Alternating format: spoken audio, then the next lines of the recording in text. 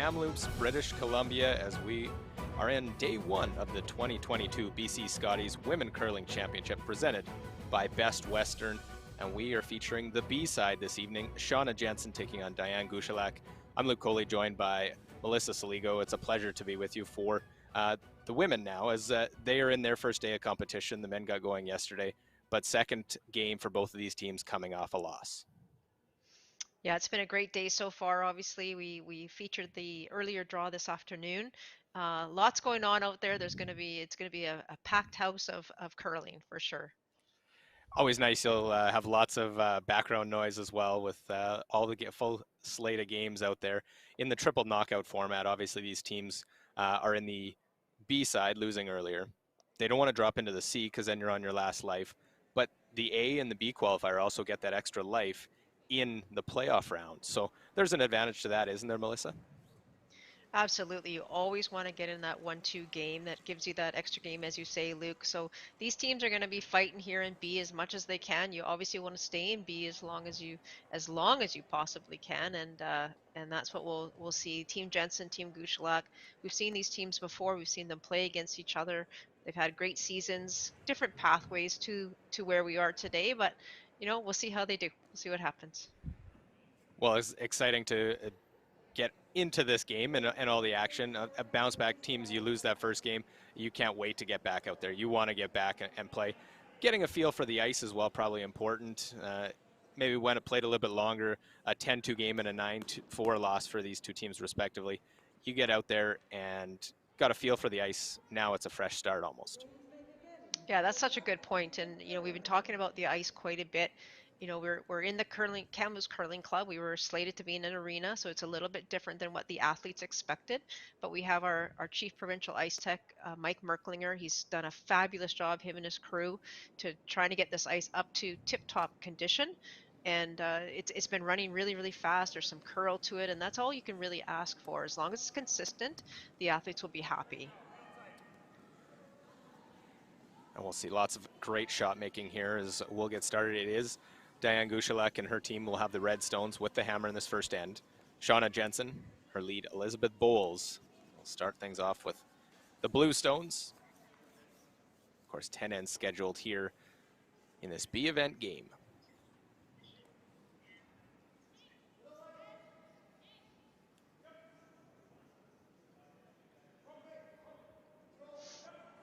So first stone goes into the rings. Now Kimberly Dennis for Team Gushulak. Play the hit. I'll just give an early shout out to Kim Dennis. She's my coworker at Curl BC. But that doesn't make me cheer for her. We'll I'll try keep and it let neutral. Melissa not be playing favorites, as she'll just get enough, make the hit, but will roll out of the rings. Yeah, and it's always a lot of work to undertake, especially when it's scheduled to be in an arena. You said it, Melissa. Now they're in a curling club. Make sure you have the proper sponsors, all the logos in the ice, get it all out, and the ice surface looks just great in the first couple of stones of this event. Well, it's been great so far. Obviously, we've had to pivot numerous times to get this event to go, and the host committee has just been phenomenal, bearing with us as we had to, follow the PHO orders and make sure everything's safe and everyone is safe. And, so again, the ice makers, the host committee, everyone just doing a tremendous job to get us where we are.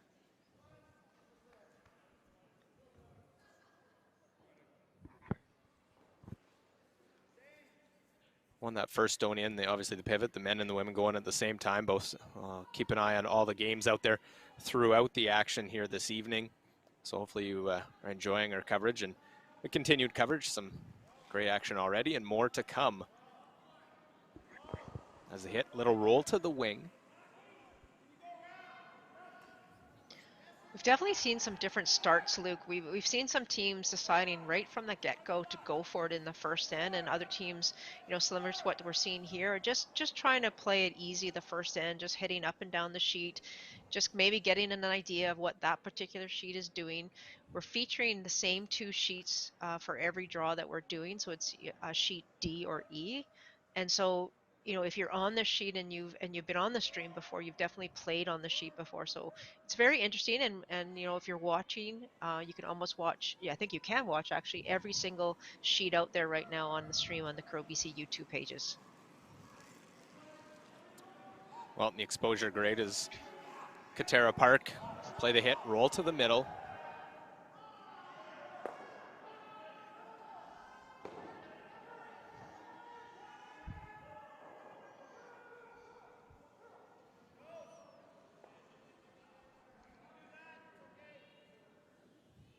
Stephanie Jackson Bear, the second for Team Gushulak.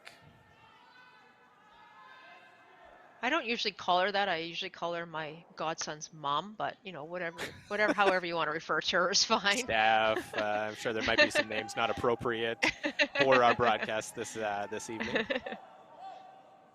Obviously, you, Melissa, you're involved with Curl BC, the connection personally there, and even more so like within the curling world, knowing most of the players out there and things to that nature. So great insight from you was into the players and out there at a provincial championship, whether it's a full house with the crowd in an arena or in this setting. Just happy to be out and be able to wear that crest, the BC Scotties crest on your jacket.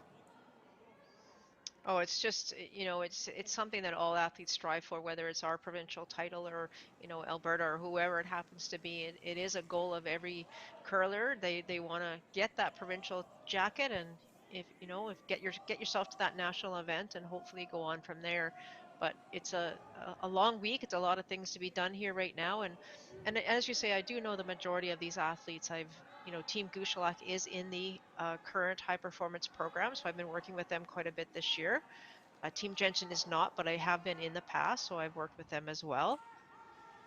So it's nice to know the athletes and be able to have that touch and, you know, get to talk to them, talk about them on these streams. All nice things, of course. Yes, absolutely. All nice things. Halfway through this first end, not a whole lot going between both these sides. Just easing their way into this game.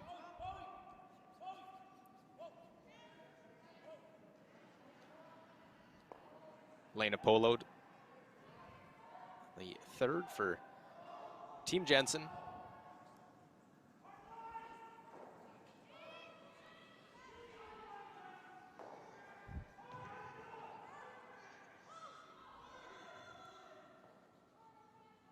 It'll be interesting to see what happens with these teams in, you know, in the second end. Obviously, they're both trying to get just some draw weight. They're getting a read of the ice with their hits and all those kinds of things. You know, we've watched. I've been doing obviously every game that we've been broadcasting, and there's been a few struggles with the draw weight. It is very, very quick. It's running 15 and a half, pretty much 15 and a half, pretty consistently, but it's we haven't been able to see the rocks carrying that much, and that was one of the things that I think was catching some of the curlers. So really good here in the first end for both teams to get an idea of what their draw weight is. One lane will get a chance with that rollout, so she'll have that draw. You hear that term so many times, the free draw into the house. And here it is early in the game, try and get that feel.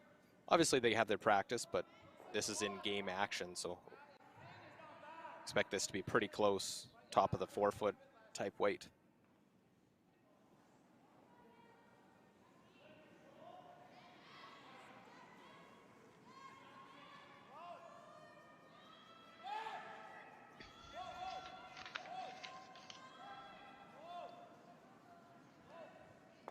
Well, there's the chance where can get away with that. The miss there, but it's not the end of the world. It goes through the rings.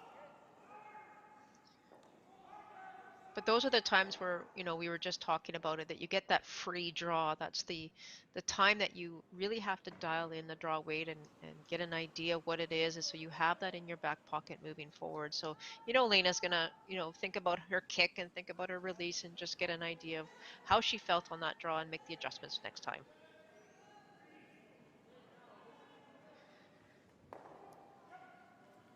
So Grace McInnes just drawing to the wing, want to put this one in a different spot. Hear that comment so many times. You just want to move that stone around playing these open ends. And that one will come up short, guarding just a little bit of the 12-foot.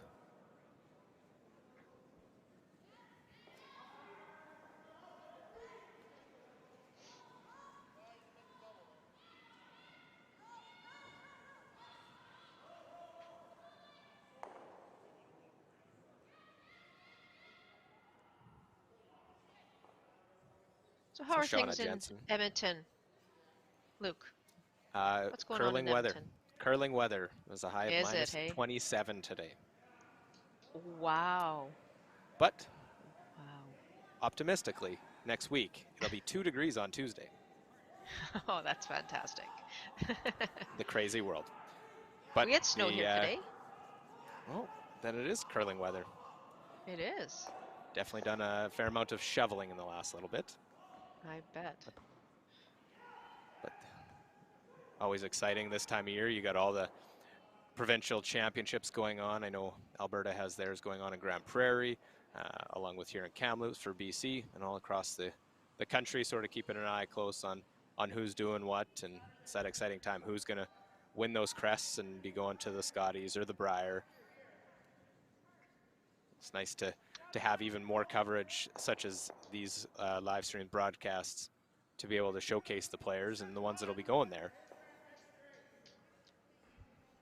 Yeah, our game has really changed with the ability to do this, and it's just been fantastic. And we've had lots of viewers out there watching all of the games, and so we're very lucky. And thank you to Roll Focus and Mike Walker for being able to do this production for us for every draw, except I think we missed 2 draws the entire week.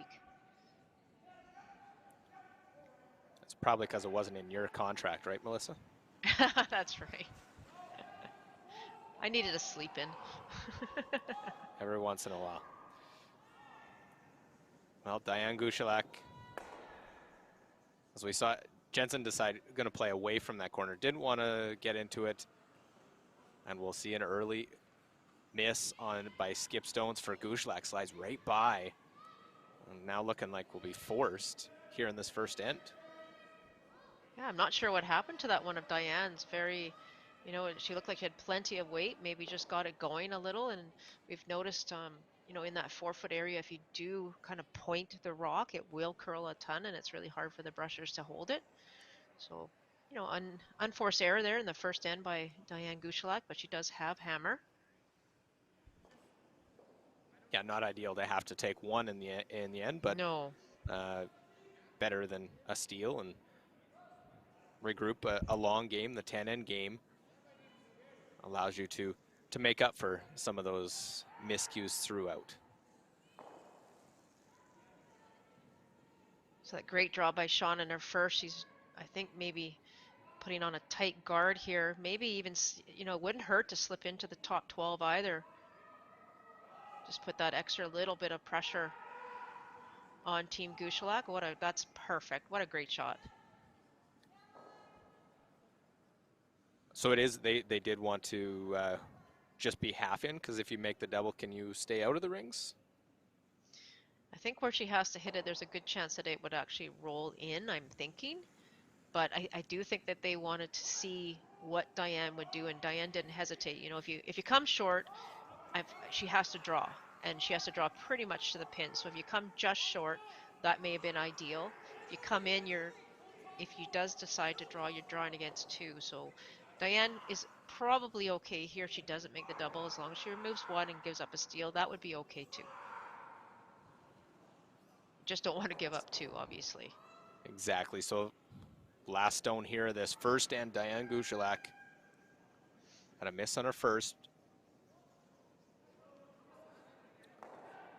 And make the double, touches the back one, and won't have enough to get it out. So close to making it and getting the blank. Instead, it is a steal of 1 in end number 1.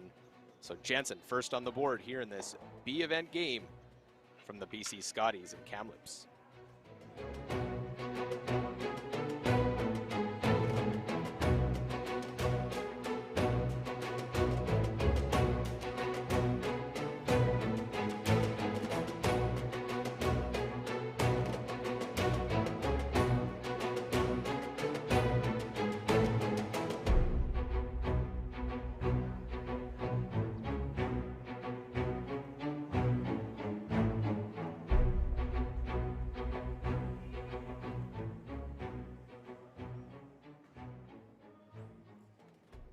A 1-0 game here at the Kamloops Curling Club. Luke Oley alongside Melissa Saligo as we are on the BC Scotties, or the 2022 season.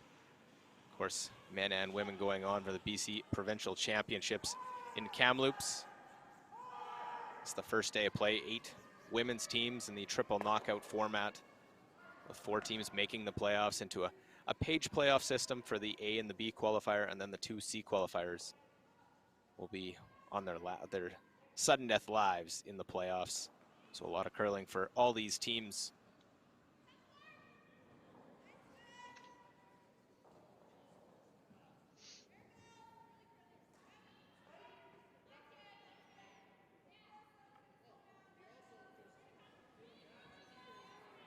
So this is probably the first time, Luke, that I've seen a team actually come from the wide outside 12 foot to try and get around a guard. That guard was supposed to be either a center line guard or in the house near the center.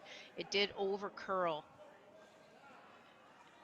And instead of, most teams would come, around it the opposite way of what's going on here, but Diane tried to come around it, but you can just see the amount of curl on that particular shot as well. So another guard goes up, and both covering the 4 foot right now.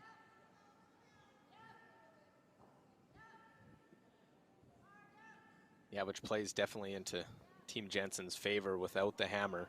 Get one around and off to a great start here in the second end.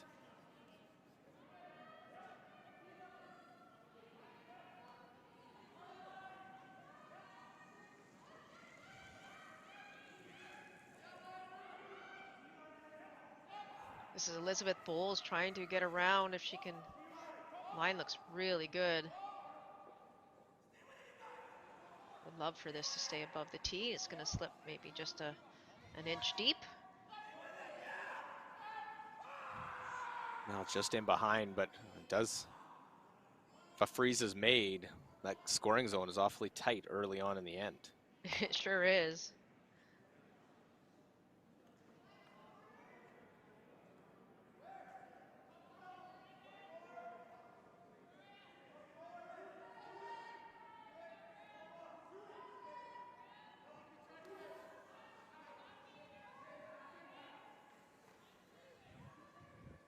Looking for the freeze here, the corner freeze. And this looks really, really good. Wow, very nice shot. right down in front, top of the button.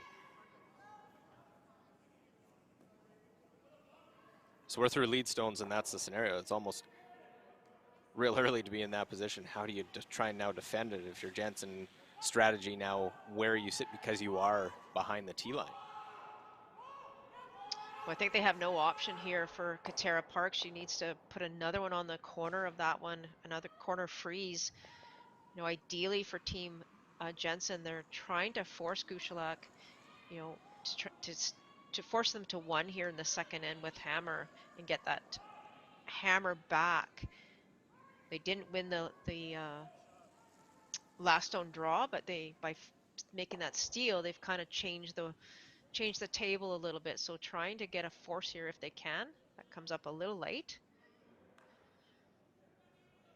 And I think for Diane, as you said, Luke, not much room there in that 4 foot scoring area. So no option here, I think, for Diane, but to try and peel. And the peel, more comfortable call, knowing you have a good angle, a good position in the house. That's right.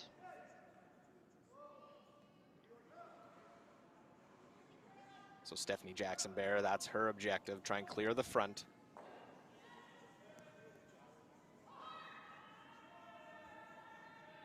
I'll Trying get to one, run it get back. the second, and we'll actually spill everything in the ring. So that angle no longer exists as both those 2 in the 4 foot are gone. And the guard's still in play. So not exactly the result they were hoping for. No, and it was interesting. I think that's what she was playing, but I was actually at first thought she was calling the kind of the angle double on the 2 guards. I didn't realize she was playing the straight run back, and that was very dangerous. They had their rock in a perfect position. I would have liked them to see them leave that for a while and just maybe get rid of the front and wait patiently to see if they had another opportunity later.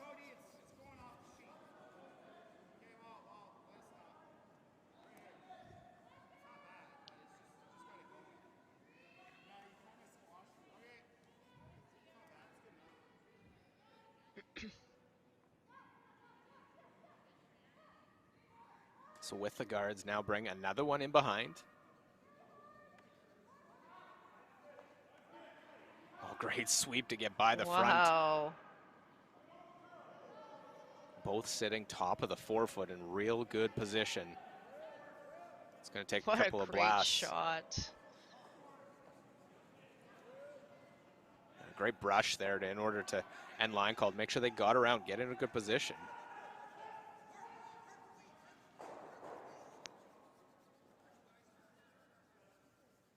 So pretty much Steph actually just needs to throw the exact same shot she did on her first. If she ever hits this one on the nose, runs the second red one into the pile of blue, that would be ideal. Really needs to clean something up here. This one's not curling the same way. Make sure they get the one. The last time she ended up leaving her shooter in the double run. So gets rid of that one out in front. Team Jensen in a great position right now halfway through this end. And I think Lena being asked likely to throw a center guard. Try and protect those two stones that are in the top four. This is like that type of end where you love to have when you need a steal late in a game. You get the guards out in front and you can continue to just put the guard back out. They got the steal in the first end. A couple of misses by Gushulak and Skip Stones. Oh boy, they don't want to line this up. Oh dear. Not the ideal spot. Good luck there. It's lined up right to that one, if not both of them, in the forefoot.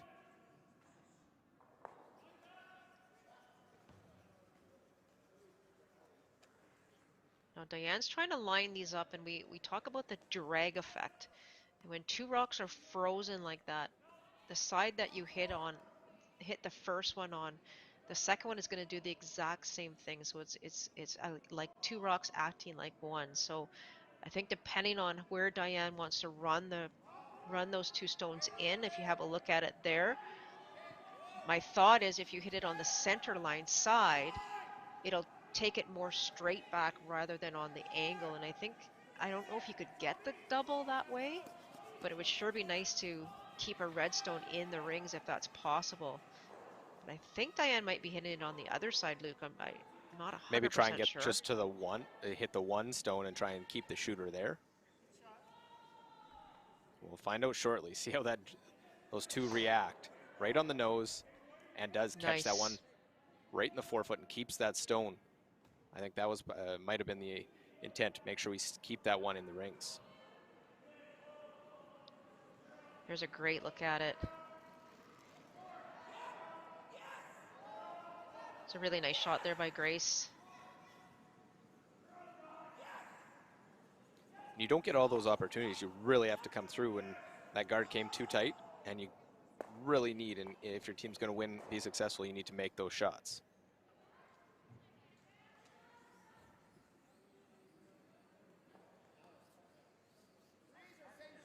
Two options here for Team Jensen. They looked at potentially hitting that red stone that is in the rings and just maybe rolling a foot or so over towards their blue one.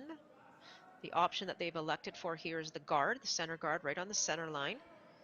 And by doing this, it does force Team Gushulak, to have to find a way to remove that shot stone that's still in the rings. Don't mind either of the two calls. This will make Gushulak's job a little bit more difficult, so that's always a good thing. That's a great shot by Lena.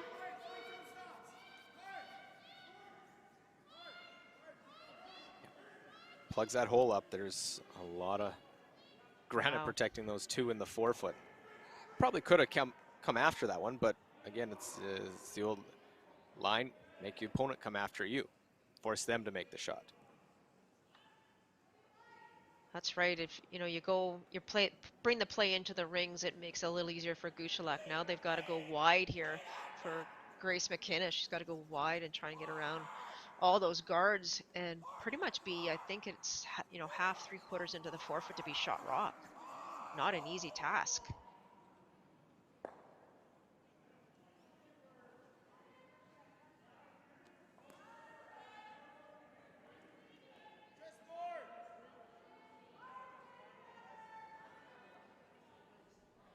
Not light.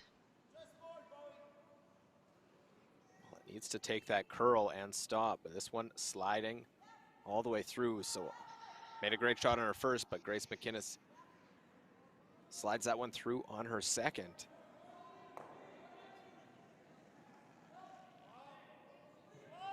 It's what shot do you want to take away now for Gushulak? You have those couple runs, probably that single blue run might be the only, no real good run back even to score two. No, no, there really isn't. You know, if you're Gushulak, you're running opposition stones in, so that's never a good thing. You know, you got to think back about to what Grace just threw. Was there any way that they could have opened it up for, you know, for Diane on her skip stones? But nothing really good to open up either. So there was lots going on there. So Shauna Jensen now, I think is going to try and do what Grace McInnes attempted to do and try and come around those guards and into the rings. I think. Tolerance here, though, Luke, is definitely to be on the lighter side. Yeah, you'd hate to leave an out, hang one out a little bit, give an option, bounce off, leave a double.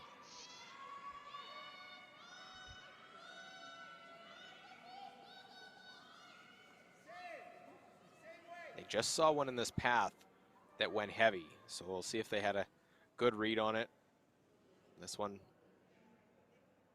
might have just been playing the guard, but they're going to protect it. They leave that one well high. I think might have been just the call is to just put the guard out in front.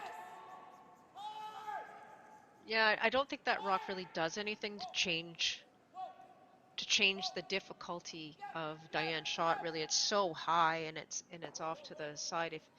I think if you were going to throw the guard, you may have needed to throw the other turn actually to kind of get rid of that entire path. So Diane does have the same shot that Grace threw. Not easy. Well, she's going to look for a little redemption, missing her two shots in the first end. Wasn't far off making the double on her last. But now Skip needs that draw weight, needs to put this one right in the forefoot. Faces a potential steal again with that blue one in the forefoot.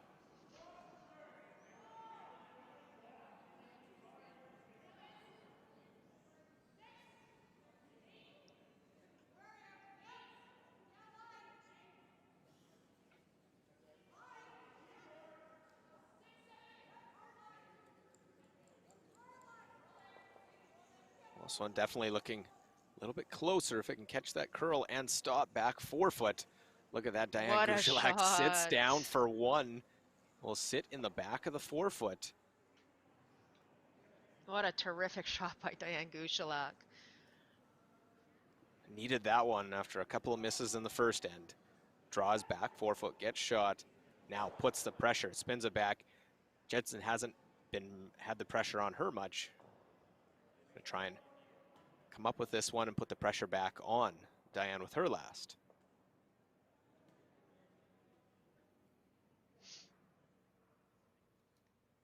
So Shauna just trying to corner freeze that that redstone just thrown by Diane Gushulak. I'm not sure if she can get to the face of it, Luke, and try and get shot rock. That would be ideal. But there's not a lot of room left there right now.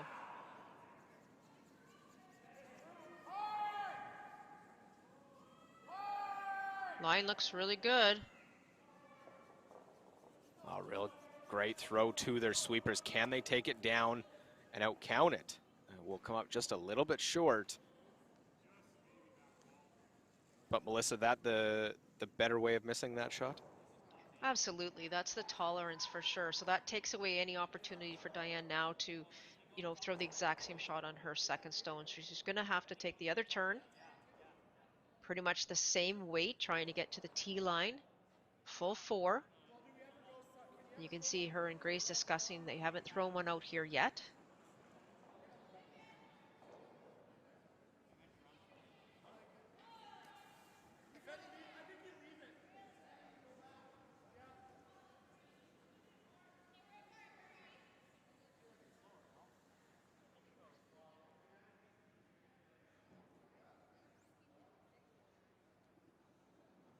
So again, a different spot, different path.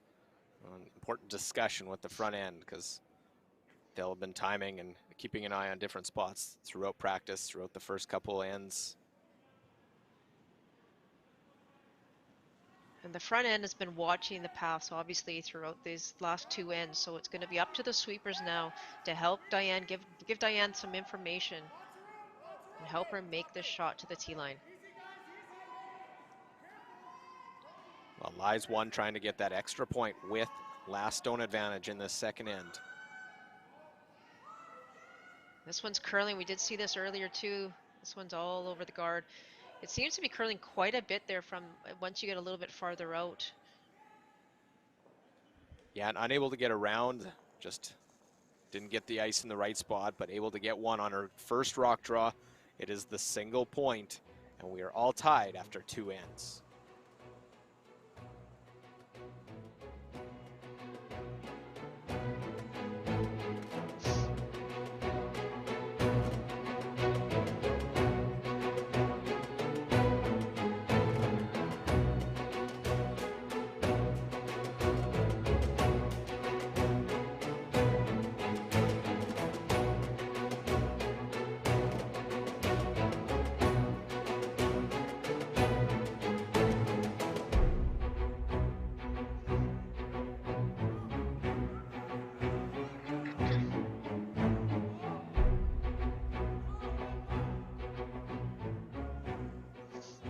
Well, the Kamloops Curling Club, a great venue for both the BC Scotties and the men's provincial championships for British Columbia. And Melissa, we'll try and keep you up to date as best we can throughout all the games going on. And I know you're keeping a close eye, especially on the men's side. There's 2 A semifinal games going on. There are indeed, and you know we unfortunately aren't in the building, you know, as most people know. So we're just trying to keep up to date with the scores that are online. So right now after I know they're in the third end, but after one it was Cheka taking 2 over Team Tardy and the 1 A semi. In the other one, Richard Robillard, I still see it 0-0 on their sheet.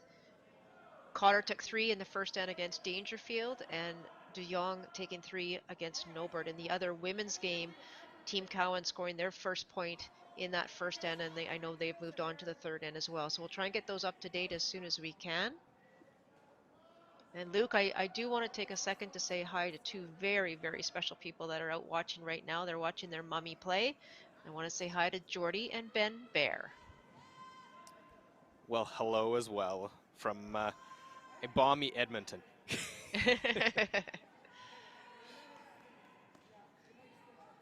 Always nice to be sitting inside and in the warmth and watching the curling action. Here's we have a 1-1 game, the third end.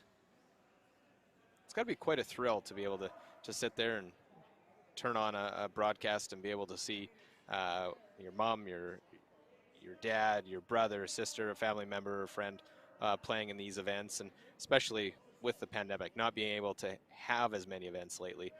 It's awesome on everyone's part to get the event going under all the proper safety measurements. And you know what? Now that we're here watching this, you wouldn't know anything else is going on. It's kind of nice to sort of take your mind off of everything else that's going on and focus on a provincial championship, both the men's and women's side. That's so true. And you know, the biggest complaint I think I've heard so far, Luke, is that people don't have enough devices. We're showing 6 sheets here in BC. I know Alberta's got theirs on stream, Saskatchewan's starting soon, and people don't have enough devices to watch all the games. So electronic stores, watch out, because a bunch of people are going for devices. Exactly. And just to update you, it looks like Jeff Richard with 1 in the first over Team Robillard. So just an update there. See how important games, that triple knockout format here at these events of really puts that emphasis on coming out of the A or the B. So the loser of this game, Gushulak and Jensen, drops to the C side. A loss there means they're out of the event, no matter if you make it to the playoffs or not. Where if you're in the A or the B, you get into that page playoff where you get a second life in the playoff round as well. So we had a big discussion. bonus. Yeah, we had a big discussion earlier, Luke, today about the triple knockout. This is the first time, I think, in the history of myself watching curling in BC or playing even that the women's have had a triple knockout. I'm not a fan favorite, and um, I do know, obviously, for safety reasons and protocols and everything going on in poor British Columbia right now, that this was the best format that we could use for this event, and I'm looking forward to hearing some of the feedback from the women's teams. Yeah, like we said, it's make sure we can get the event going, and I'd agree with it. There's something to be said about a round robin, but we're in this format, and everyone has to just deal with it. And if you win the games, it doesn't matter whether it's a triple knockout or a round robin. Very, very true. But it's easier said when sitting here calling and watching the game than actually out there playing. So into second stones, and got a few guards out in front, a couple centers, couple corners, and that one just went a little bit deep. So I think Jensen wants to open up the center line.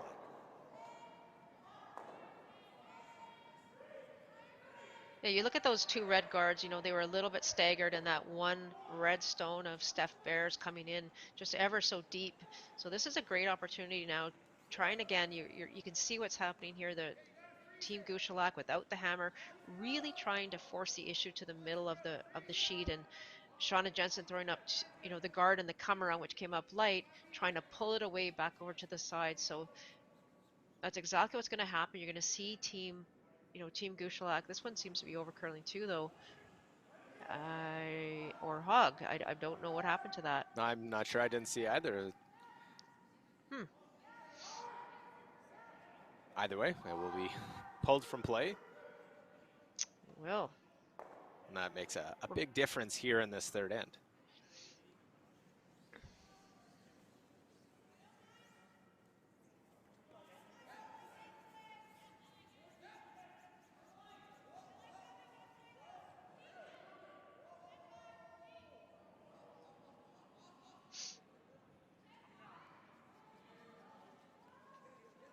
Katara Park.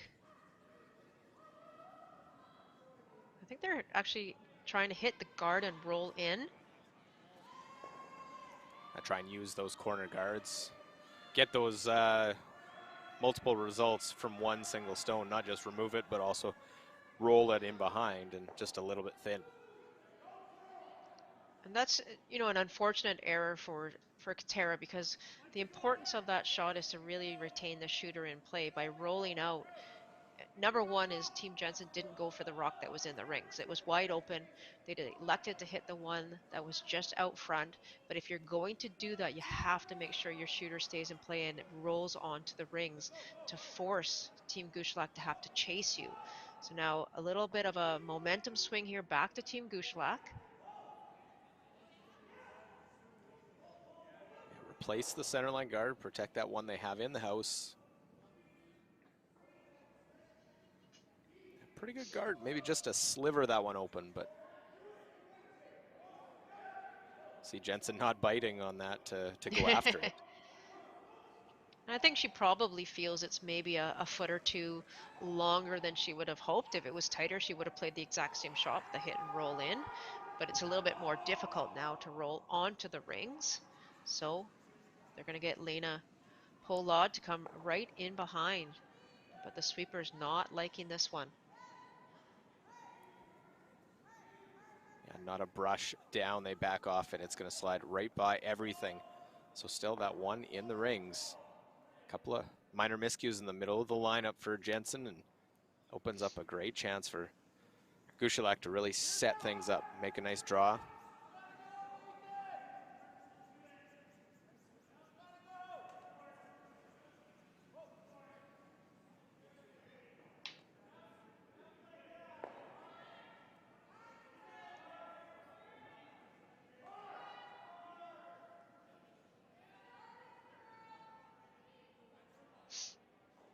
Again, you really don't want to be deep here, Luke. This is your opportunity. The door was open. The last thing you want to do here is slip behind the tee line. I can sense the coach's hat Sorry. on you there. It's going deep. Coach will always say you can always do something if it's in front of the tee line. You can't move that stone up. That's right.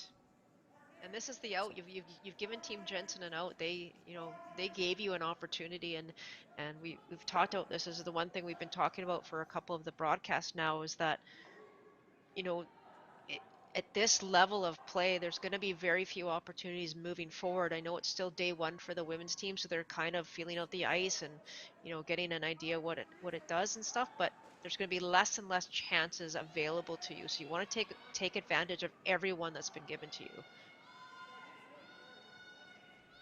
really working to try and get that one around. And again, that one, it's the tolerance comes up short, and it looks like it is second shot. But getting late in the end, are they going to have a chance to make a move on it?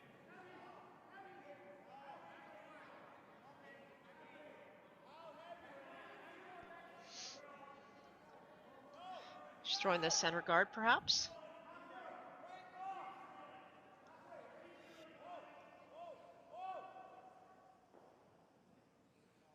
Here's a good look at it. I think with that rock coming short, it is second shot, I believe. I think Diane is going to throw the guard, protect that side of the sheet. Never tempted to try and freeze on it or come in on knowing that there's the other turn as well? I don't think so. I think she called the guard. I'm not 100% sure.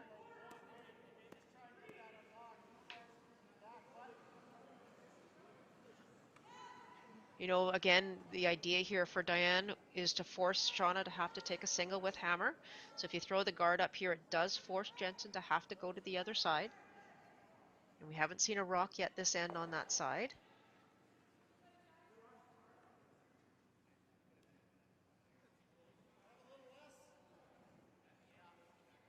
Well, the guard, a nice thing, just guide that one in for Gushulak. Just out in front, protecting that lineup. And here's quickly Shauna Jensen to go to the other side, play this in-turn come around. And I think that was almost a good call. a must make on this one to play this in-turn draw. Oh, for sure. If she misses this, unfortunately for Shauna, she's not really going to have an easy way in to score. So this is a really, really big shot. Needs to be shot stone, I would say, right after the end of this first rock. If not, you will see Diane plug it up.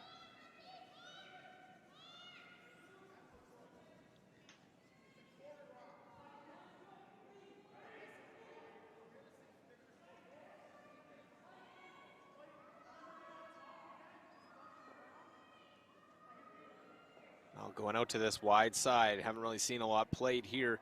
Got to get past the front, and they won't. They will crash and sit and plug that hole. So now both turns to get to the forefoot. Fairly plugged up.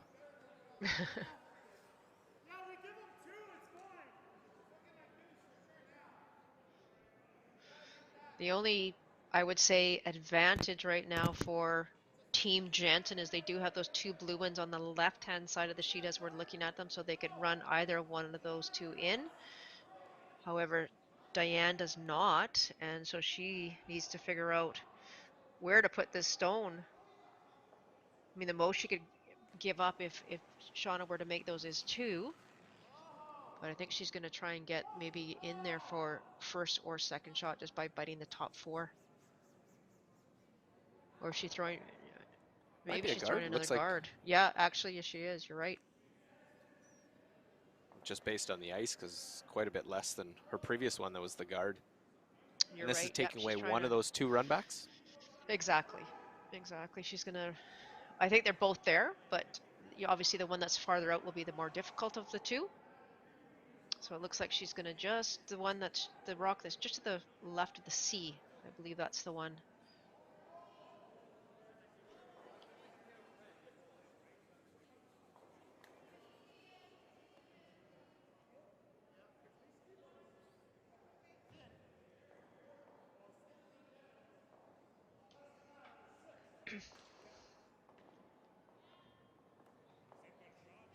I mean, there's a chance, Luke, that you could maybe put a red stone in between those two blue stones. Obviously, that's a little bit more specific, but it may take both away. I don't know if it will still take the outside one away or not. Well, it doesn't look like you can take everything away, but put this in the perfect spot, there might be a chance. And just don't make it does, easy it leaves for her. one run back. Don't line anything up, as we That's right. have seen already once, and that looks like it'll take away the inside one for sure. That's a great shot. Yeah, well-placed guard and good discussion. So those are the shots for 2. Still the draw. Is there a draw with the outturn to get to the 4-foot? I think there is. It's, I think it's pretty difficult. I'm pretty sure blue is second shot. If you want to go for 2, you could throw that angle one that we were just been referring to, which I'm actually surprised she's not playing because it is 4-2. I don't think you can really hurt yourself. I'm a little bit surprised by this. Do you think maybe they looked, if they don't think they're lying second shot in the front, that if they miss it, it's a steal of 2?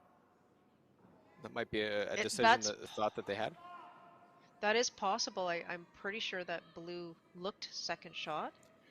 I did as well, but the thought process that going and playing this difficult draw with your last stone,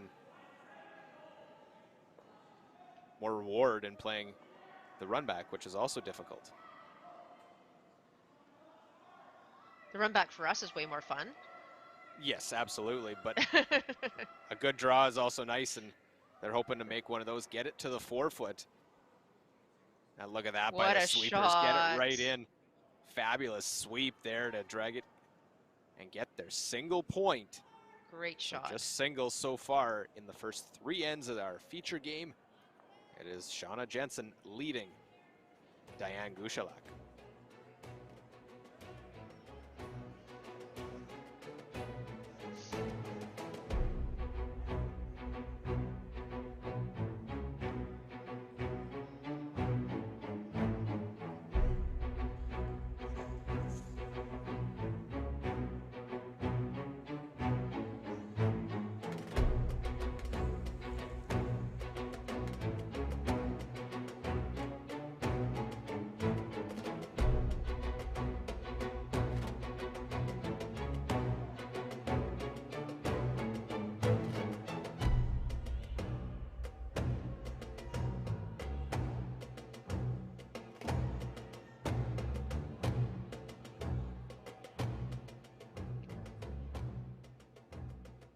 Well, good evening again, everyone. If you're just tuning in, we're starting the 4th end, a 2-1 game, a battle of 2 teams from the Royal City Curling Club, battling it out after dropping their first games earlier today.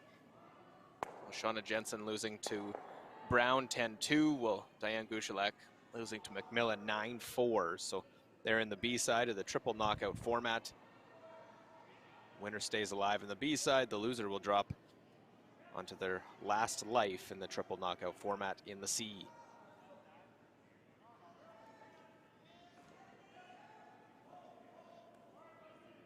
We go back to that draw by Shauna Jensen. What a beauty. That was just right on the money and not an easy shot by any means.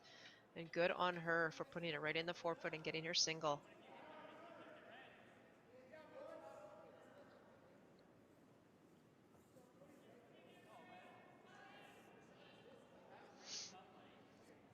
And there's opportunities for both sides in that last end to really get in a couple stones deep, and then left that draw for the single point.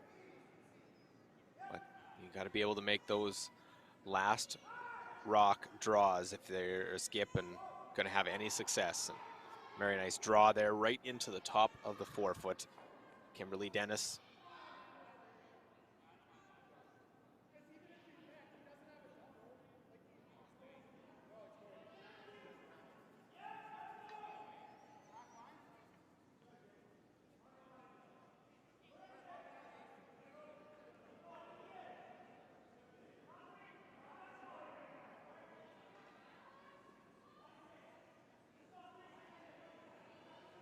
Elizabeth Bowles try and follow it right down, play the freeze.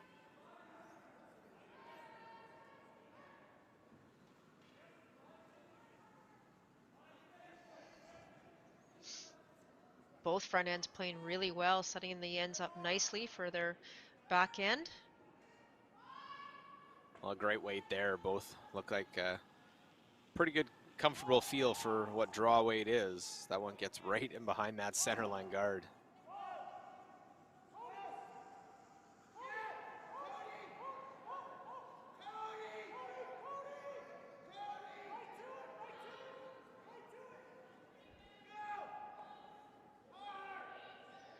You can hear a lot going on out there. Obviously, Yeah. there's 6 sheets going on. The microphones at the ice level are 2 sheets away from us right now, but you can hear the men's teams.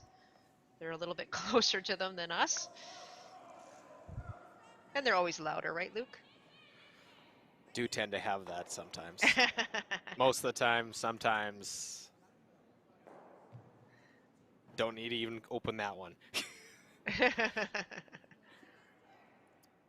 Well, it'll be important though with that point that with all the games and the different voices out there, the hand signals as well from the players, and the communication is important, especially with the directional sweeping one, 4 curl to hold the line. Which way you need to go is get a good look at the brooms going right now on both, because they're trying to drag this one for distance. As they're not going to get around that center line guard. They'll just tap it up and get a look. That one top 4 foot, the red one just behind it, that shot stone belonging to Gushulak, who does have the hammer in this 4th end.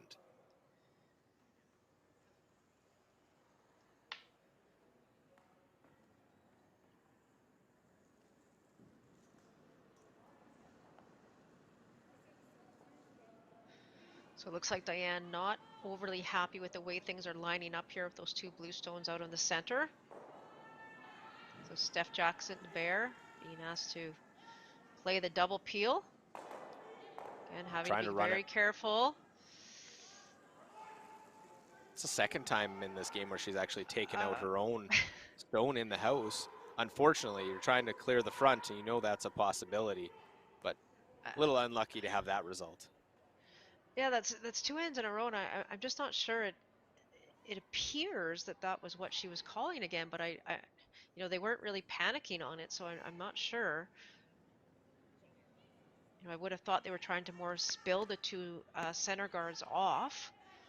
So now Jensen in a great position here with 3 guards out front and 1 just top 8.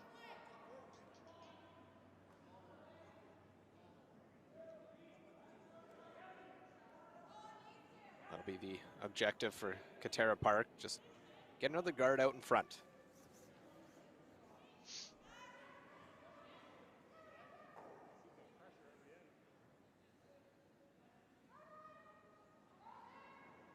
I think they're trying to come in, actually.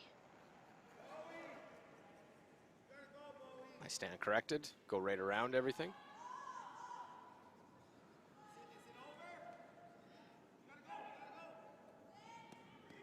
So again, a little bit deep in the rings, back 8 foot.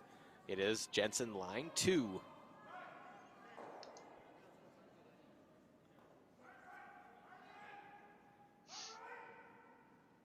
Stephanie Down having a bit of a conversation here with Diane where the best place to hit this is, so that make sure that they're both on the same page as to what the call is.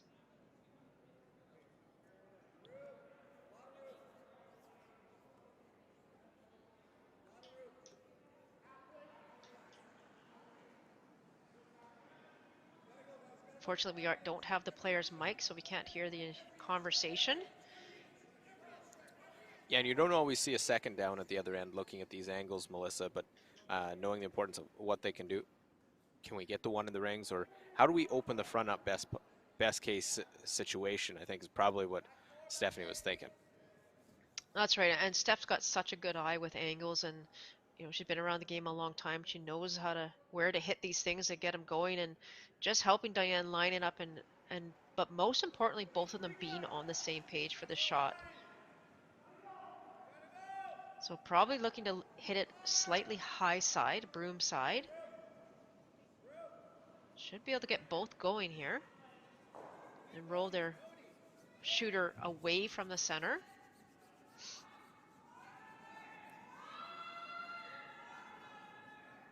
Well, Slightly took a high miss side early in and the end to try and clear it, and will make everything move, but still leave Jensen lying 2. Positive, it does open things up a little bit and moves that one out of the top of the 8 foot on the center line.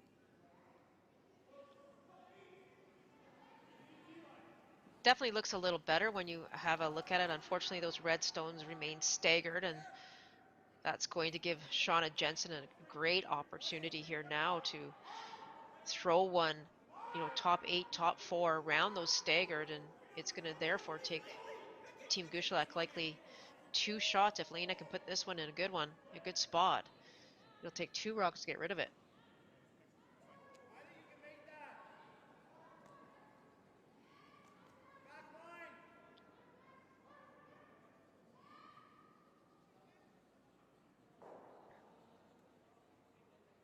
Line is Look at this one. fantastic. Just taking that curl, just fantastic. Seen bits and pieces of the first few games, but really seeing how much is curling, especially to the center line. That one gets right in behind and just in the top part of the house, not even that deep behind those 2 stones out in front.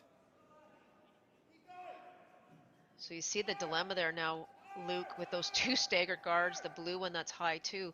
I don't think you can throw the rock to get just by that red guard that's just out front, and it's going to curl so much that it's likely not enough room to get by everything. So that's what Diane's looking at right now. But do you ever take another rock and try and clear off those 2 red stones maybe? You could, and maybe even get lucky, and the one goes onto that one in the house on the side. Depending on the angles, how close they are together. And I think, again, an important time to take a look facing 3. I keep forgetting to ask the athlete to scream so we can hear what they're saying, but Yeah. yeah, I think really there's 3 options. Peel the 2 guards out front as we look at them. Play the hit and roll off the one Diane's just standing behind. Or throw the in-turn draw to freeze to the one that's in the back of the 4. None of them great options, to be honest. But Diane has to decide now, is it time to go on the offense?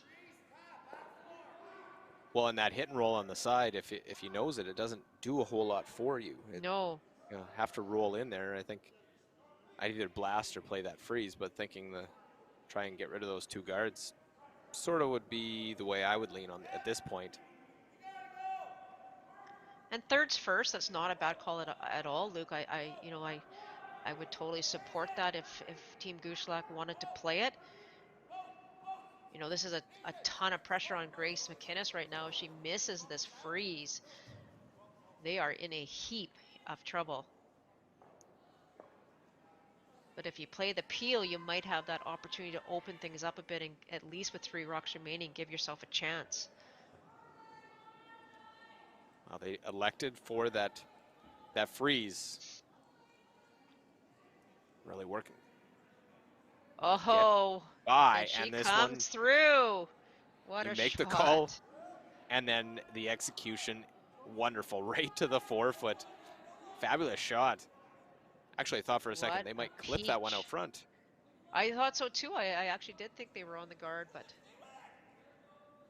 what a fantastic shot. We've seen it so many times. You can control an end looking real good, and one good shot by your opponent, and now all of a sudden you're in chase position. If you don't make one again, now all of a sudden Gushulak's in a real comfortable position. Yeah, Elena now trying to follow Grace down, but unfortunately just maybe about 8-9 feet light, so it does over curl. Now do you play that hit and roll, or do you? That hit and roll's always or there. play the same draw? Yeah, I think Grace is gonna play the same draw.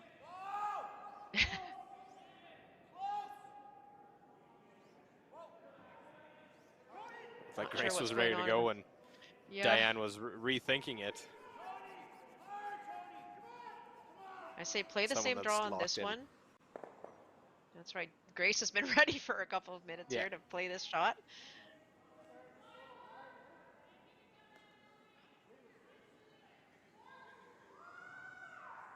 You heard Stephanie say 4. That means it's just top house at best. This one is curling again. That less weight takes the curl and will chip, roll off. So doesn't make the draw in her second, but I think it was important she made that first one.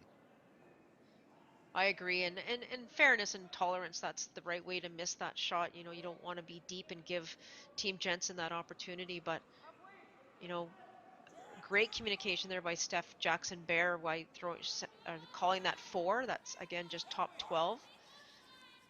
So chance here, I think, for Shauna.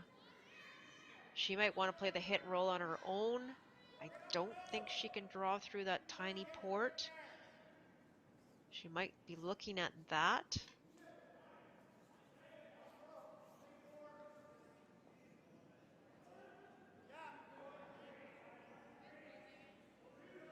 I think that might be the easiest, is the hit and roll. And if you play it, you take it away from your opposition as well. I was sort of thinking along the same lines, that that's probably their other way to get there. I agree.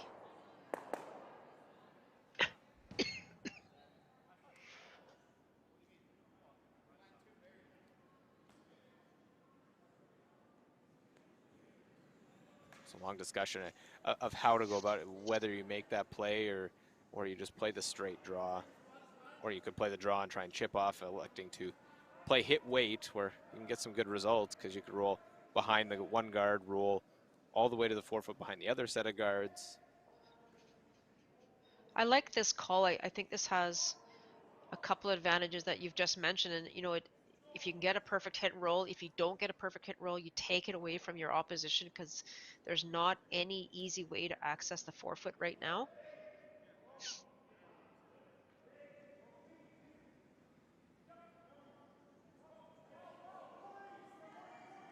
Shauna's made some tremendous draws thus far this game, looking for a hit and roll to the 4.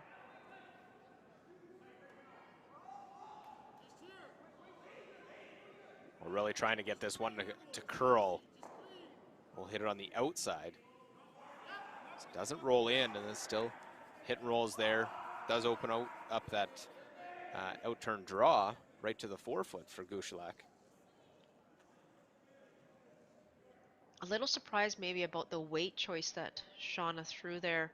You needed to get some curl on that rock, so, and she threw, I would say, a good normal on that. Could have maybe brought the weight down a bit, brought your sweepers into it a bit more. You had to cross the face of that stone. So now Diane, I think, has elected to draw. Has she, or is she playing the hit and roll? Same broom? Yeah, moving up, I think this is the draw. Draw, okay.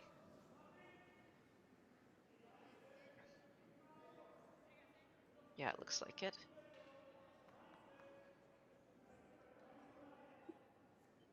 Haven't seen a rock this far out thus far.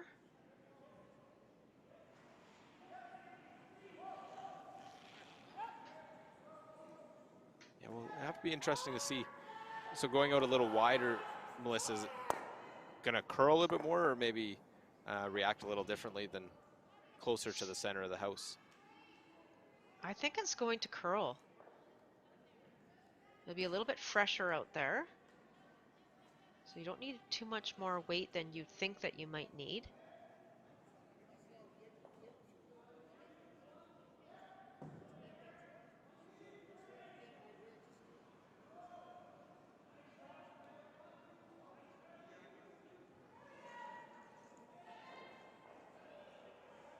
So the communication will be important here because you're in a new spot. What's the weight like? And is it curling? If it takes the curl, weight's probably coming off a bit. Yeah, it looks like it's got a lot of weight. Maybe added a little bit because it was out to the side. We'll come down. Look, actually, does it sit for second? Not quite, just Not An inch quite. or two too far. It was a very But what good that has effort to. done now, it's shown Shauna Jensen the path. That, again, you go out this wide, you think you need that little extra weight, but the pebble's very fresh out there. You haven't thrown a lot of stones, so it's going to run nice out there. But just look at the amount of curl. And Shauna now taking, I would say, what, 3-4 inches more ice than Diane Gushulak just did. Yeah, and there was no lack of curl on that previous one, so that's definitely, she went to school watching that previous stone.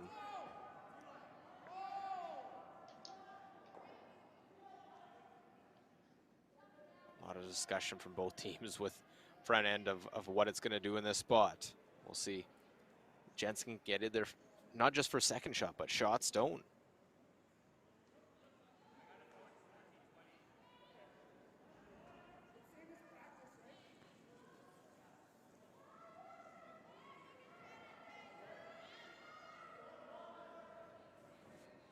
Starting to make that move now. Do they have enough to get it into the 4-foot? Will it curl enough? Get shot stone. And it hits Oh, the good brakes top of the try. 8-foot. Wow. Very nice effort. And thought it would slide a little further, but I think you mentioned earlier, it didn't. It just sort of stopped in the house.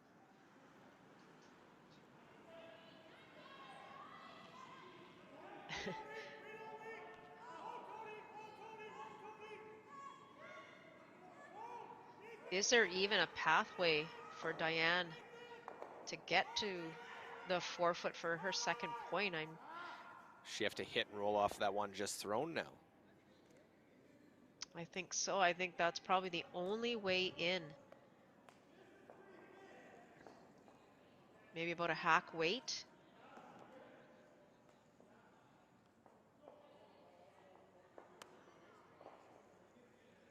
And I think you mentioned the blue one at the back behind Grace there is third shot right now. Or second shot, pardon me. Second shot right now. It has to be a shot for 2. That Diane's first would have stopped a little bit shorter, might be a shot for 3.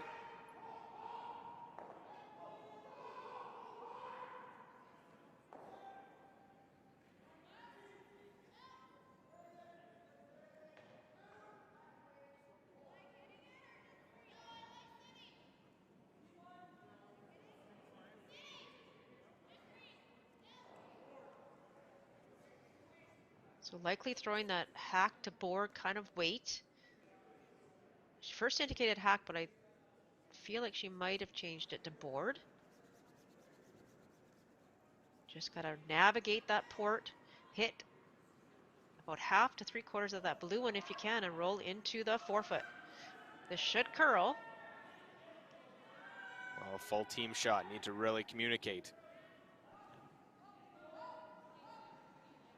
They on the front already, and they will be. Just really took off on them, and it'll be that single point. So it's been all one so far. We're 4 ends in. Gushulak, Jensen, it is 2-2 after 4.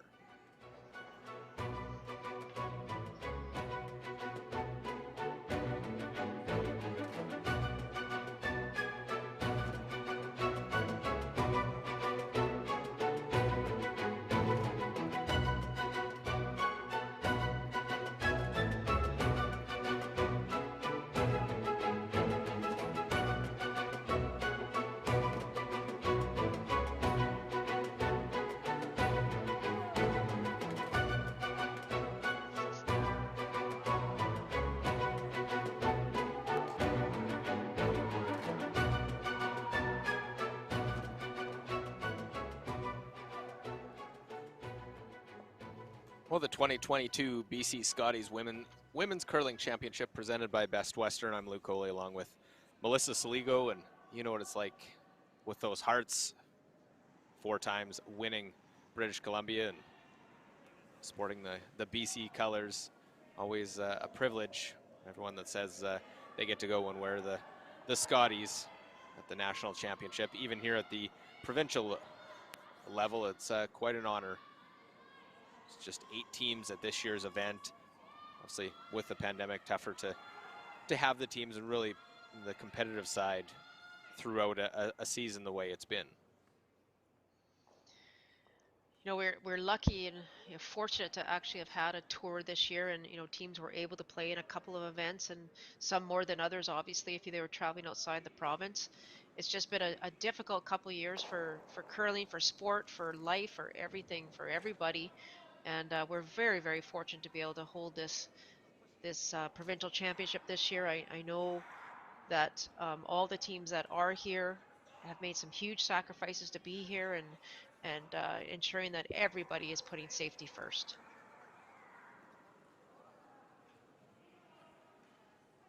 Well, we played the 5th end here of our feature game. That first stone ended up coming up short. It was a hog stone, the corner guard in play. So now we get to see that. We had last couple ends seen a lot of play to the center around that center line guard. So now try and bring play back that way. Be Kimberly Dennis try and put that center line guard. Yeah, both teams really trying to implement their end plans each time they have hammer, and just everything seems to be starting well. That's probably the first miss that we've seen from the lead from Kimberly, and again, we did see a hog direct earlier as well, so there may be a flat spot out there, who knows. But the idea here is, it's important for front end to get your end set up, employ your end plan, and try to have their thirds and skips follow through. And there's been a lot of great shots, a lot of opportunities, some missed opportunities for sure. And that's why we've got such a tight game here at 2-2.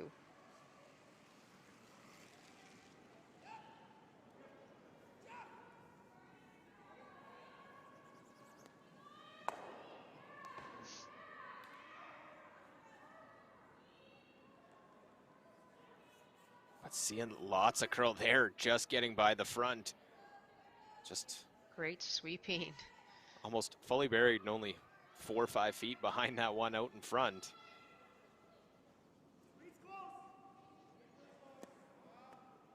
Lots of room to get around both if they want to play the come around to both those stones. I think that's what Steph's doing. This one looks like it's got a lot of legs on it. And that's when teams have been in trouble in this game, is when those stones have gone deep. This one won't be in play at all. It's going to go through, but those stones that have been deep have really cost each team, and that's sort of why we've seen only singles. If one was a steal, but every other one was really, there was a chance for more, but there were stones deep in the rings.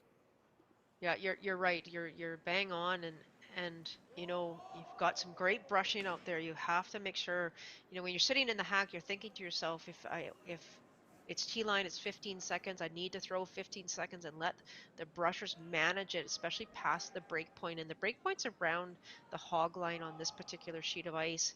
So running nice, lots of curl.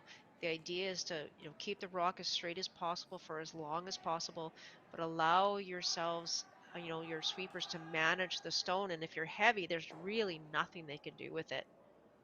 Here's a good one. Yeah, right in behind, just sits right on the tee line, perfectly buried. Tara Park just has had a couple in the game, just real great management to use the sweepers and take that one around.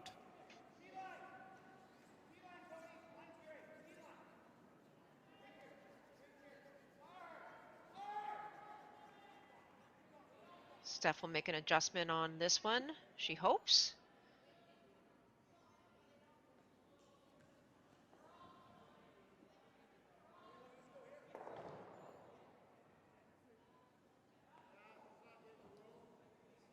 A little adjustment and it's out a little bit wider. Not sure if it was too much ice or the release, but it's open and accessible for Jensen.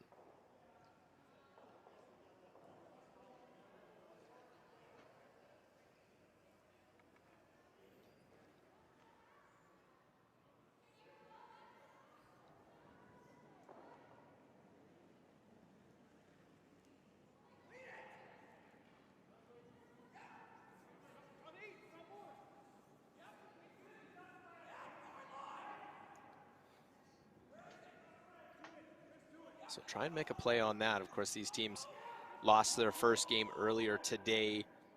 They are in the B side. They're going to need to, they want to try and win the B side, the one qualifier out of the B event. They'll have to win 4 straight games. Winner of this will play Sarah Wark. And this is such a pivotal game, really.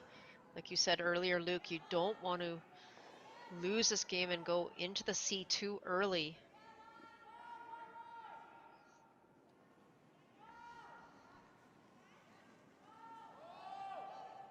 So it does push that one back. They don't get rid of it. They're lying 1-2, that being for Team Jensen. We'll see. Really, whoever is able to make that multiple score, the big step up in this game. I think so too. Both teams trying hard, just not being able to manage it thus far. When they're closest, just they have an opportunity to really set it up, and they'll make a great shot, and then they can't follow it up with the next one.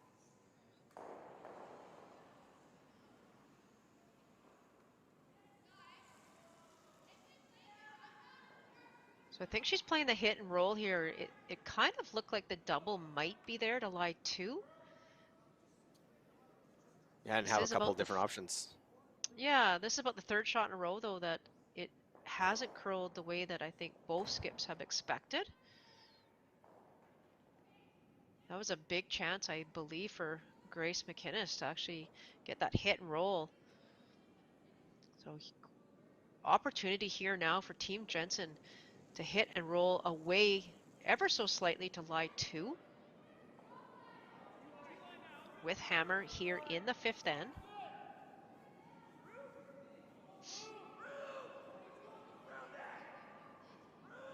Trying to get it up to almost nose and make that roll, but we'll sit top the 8-foot.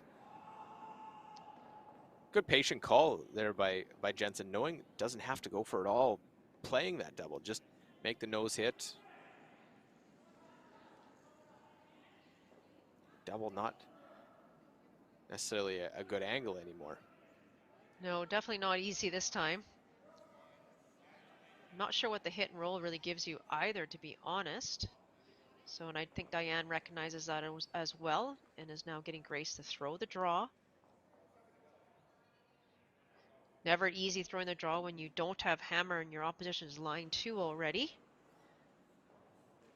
But we saw Grace make a beautiful draw in the previous end.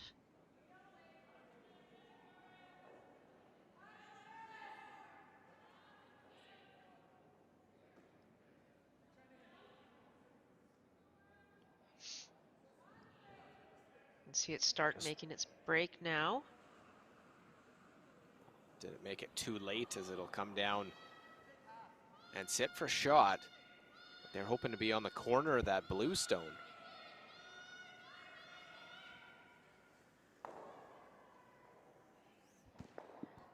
Yeah, I'd say, Luke, that's maybe about a foot too heavy. Good look at it there as Team Jensen now has an opportunity to throw the freeze right on the face of that redstone and lie 2. Maybe if they bounce it back maybe an inch or 2. I think you have to move it, though, if you want to bring that other bluestone into play.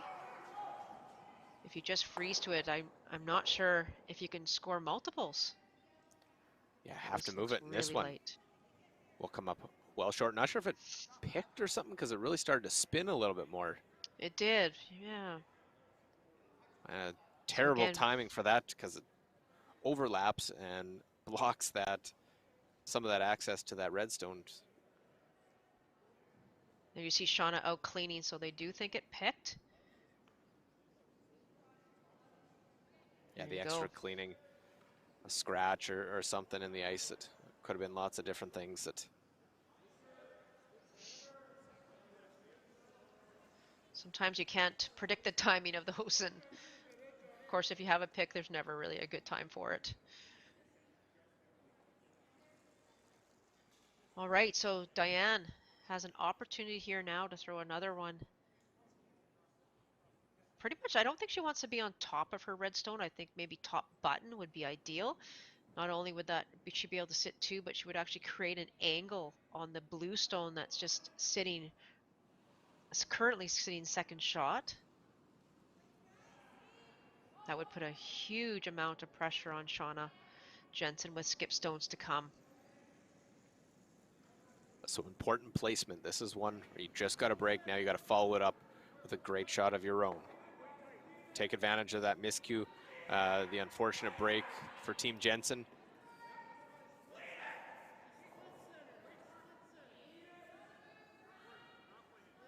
You can't be heavy here.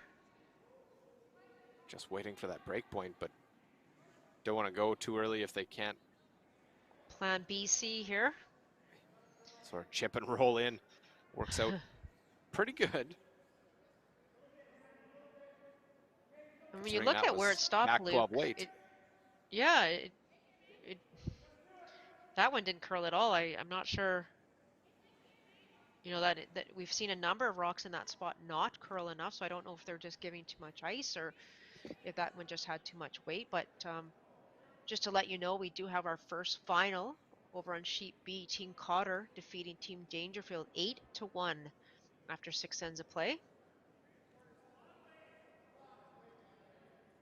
And that's on the men's side, correct? On the men's side, my apologies. I forgot you're an Albertan. We just Not want to make holding sure it it's against straight. you, Luke. Not holding it against you. Don't get me wrong. I like our friends to the west.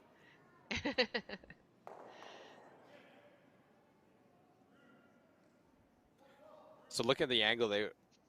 No way they could make a double on that one that was just thrown by Gushulak. Well, I mean, from the overhead, it looks like you can. I can't remember if there's another. I don't think there's another guard out there.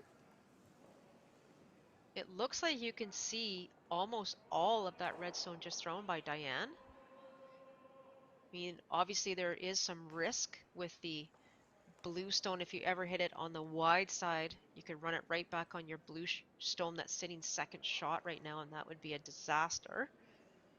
I think that's maybe what Shauna's afraid of. But could you ever just even come to the nose of it with even a soft weight and set yourself up for your last shot? Yeah, just sort of move them out of the forefoot. Mm-hmm. Yeah, let your sweepers do some work. I kind of like that idea as opposed to throwing weight, because then take out the possibility of leaving yourself facing two. Yeah, it looks like if you hit what you can see with about, even hack the board, you'll move the rocks enough and leave your shooter right there. Only 2 skip stones to come here for Shauna. There's not a lot of options left out here. Is she trying to make all 3 guards go away? I saw them looking at the angle of that blue one, the second to that stagger, if they could run it and go across to try and basically cross it to the center line, go back, pick the second one onto the red. It's tough to see exactly what they're trying to get out of those 2 angles. Yeah, I'm not sure what the end goal here is with this shot, but we'll just wait and see. And it's going to be the single peel. Yeah, I don't understand that call, to be honest. I mean, there was an opportunity there. There's a good look at it. It's 7/8. You may not have been able to get it perfect, but you maybe could have got your rock in a good place. Now there's a fantastic opportunity for Diane to play the exact same shot, tap her red one up, lie 2, and I'm really not sure what Shauna's going to do now to try and score this end if this shot is made.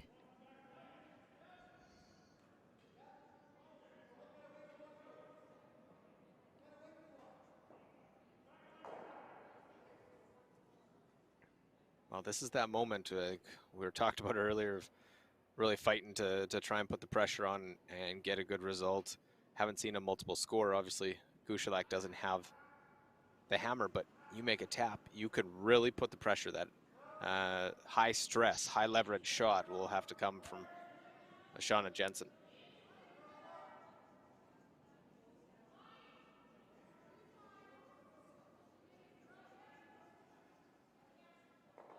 Again, this one not curling the amount that they were hoping. It's going to come up just enough. Great Tap to an shot by angle. Diane. Yeah, chips it. Is there any hole on that side? Doesn't look like there's much to get in with that angle tap. Yeah, you see Lena there, just the very, very sharp angle tap on that blue stone that she indicated. There's the, is she trying to come through the hole maybe with a little bit of weight?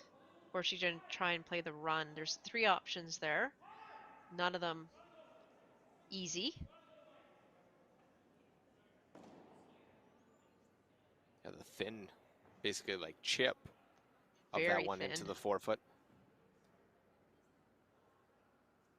You know, if you ever played, if you just see the rock just outside on our screen right now, just up to the left there, if you ever run that in onto the red, you can almost double those 2 reds off. I know it's not easy to try and score that way. Maybe a little bit of risk. The other Could get option some is good what results. Shauna's. Yeah, absolutely. And I mean, the shot that Shauna's playing here is with extreme difficulty. But this is for 1. If she can ever, I think, hit what about a quarter of this stone and hit it straight sideways. Yeah, quarter probably at most the way it looks of At the angle most. you need to get.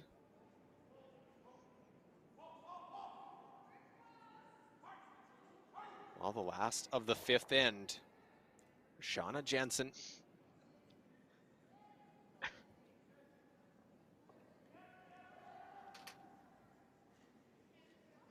Really working, try and carve this over, catch any of that one. Do they have enough? Catch it thin. Great effort, but Good not quite try. enough. Very difficult shot, and it is going to be the steal of 2. The first multiple score comes without the hammer for Diane Gushulak, as they will head to the 5th end break with a 4-2 advantage here at the BC Scotties in Kamloops.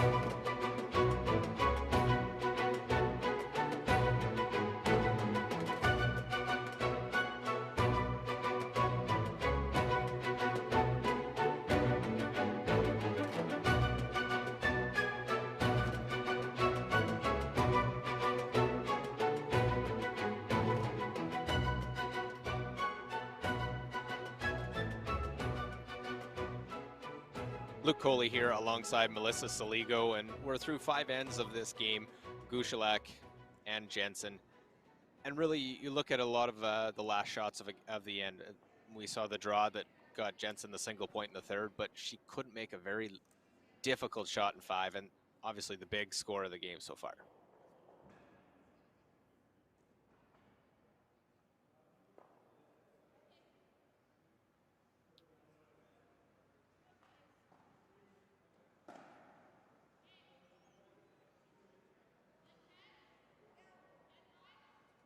Well, I think Melissa just will get her mic I on. just like to hear I just like to hear myself talk. So let me try again. You um, nailed it. It was exactly what we wanted to hear. yeah, You know what? That was did you guys get all a that? great comment. You know what? Your coach's hat was right on.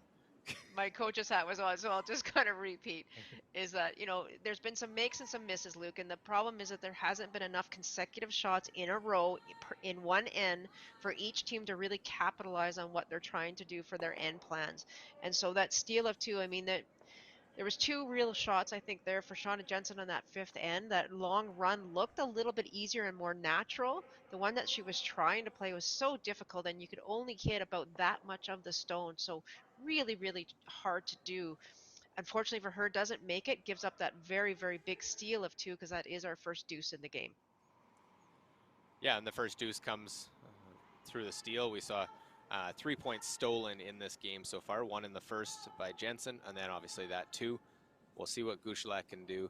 Now they have the lead. They're in a position now with a 2-point lead. Do they change how they're going about it, or they stick with the way it's worked? Get that centerline guard, try and force the issue to the center, and put pressure on. No, I think if I were Team Gushulak right now, just the way things have been going, I would put the first one in the rings. Let Team Jensen throw up a corner guard, you cap it, and just let them chase you this in. That's the idea here, right? You want to set yourself up in a good place so that the other team is chasing you. And so that's a great shot there by Kim Dennis to start this end. Well, and that stone placement is an important thing. It seemed to be a common subject in the first 5 ends of stones being a little deeper in the rings.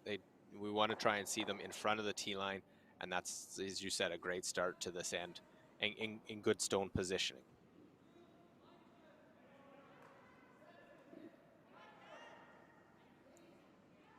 So just to update a couple of the games, Luke, there's 4 men's games going on. We did give you the one final, Team Cotter over Dangerfield 8-1.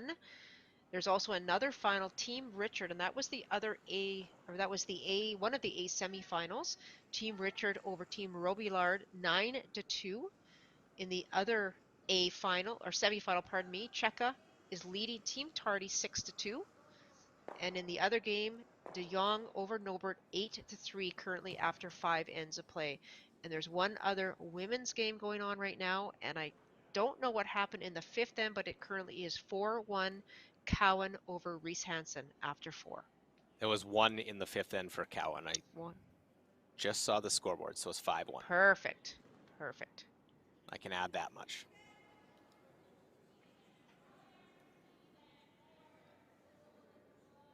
Why, thank you. Well, and of course, you mentioned that about the men's A semifinals. I believe have more coverage tomorrow, and it'll have that men's A final for one of the playoff positions on the men's side will be determined tomorrow in that game. So one of those two pivotal positions. Only 4 teams will be into the playoffs, and then 1A, 1B will have that second chance in the playoff system. Here, these teams are playing in the B side, losing their first game. Will need to win 4 straight to win the B event. We'll play behind the corner guard. Those first 2 into the rings. But And Elizabeth tomorrow morning, Bowles Luke, at in this the come around. sorry, yeah, tomorrow morning at the 9 a.m. draw, I was just going to say we won't be on the broadcast here, but you will see the live stream with no commentary, and it will be the A final for the women's side, Team McMillan versus Team Arsenault, and then we will follow up with the, as you mentioned, the A men's final. It'll be Team Richard playing against the winner of the Team Tardy Team Cheka game, and we'll have that for you at 2 o'clock tomorrow afternoon.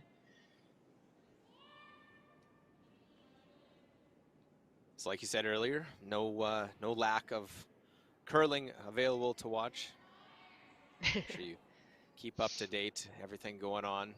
Beats the days of watching a line score and see when the next score goes up. As that one slides into the rings.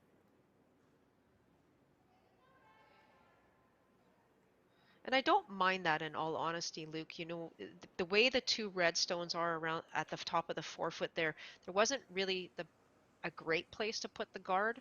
I mean, you could guard the shot rock, but then you leave kind of a double on the outside. If Team Jensen were to take that on, obviously they're down 2 points here with hammer in 6. They only really need to get 2, focus on getting 2 here. They don't need to take a ton of chances. And all these hits, just important you stick around. That one will hit. Tried to stay in, and it keeps trying, but it won't. It'll stay out of the rings. And that's a big difference, because that one stays in, it's probably hit, as opposed to peeling this corner guard. Exactly. And, you know, when you're down points and you're throwing those hits, you have to make sure that you're throwing the weight that you need to ensure that your shooter stays in play. Well, Stephanie Jackson-Bear able to get rid of that corner guard. So you're seeing a definite strategy here with the lead. We're going to bring our stones in. We're going to play it that way, which, if that's where you feel your strength is and your comfort, that's a 2-point lead. You go out and play that. Try and hold them to a single point. That would be ideal for sure. And, you know, Team Gushulak right now doesn't have to take any chances. They can keep it very, very simple. Try and prevent Jensen. I mean, their main goal is to prevent Jensen from getting any more than 2. If they give up 2, that's okay. If they give up 1 and force them, that's even better. But they don't need to steal right now. They're just trying to manage the scoreboard the way it is, up 2 points without hammer in 6. You know, this end and 4 more to go.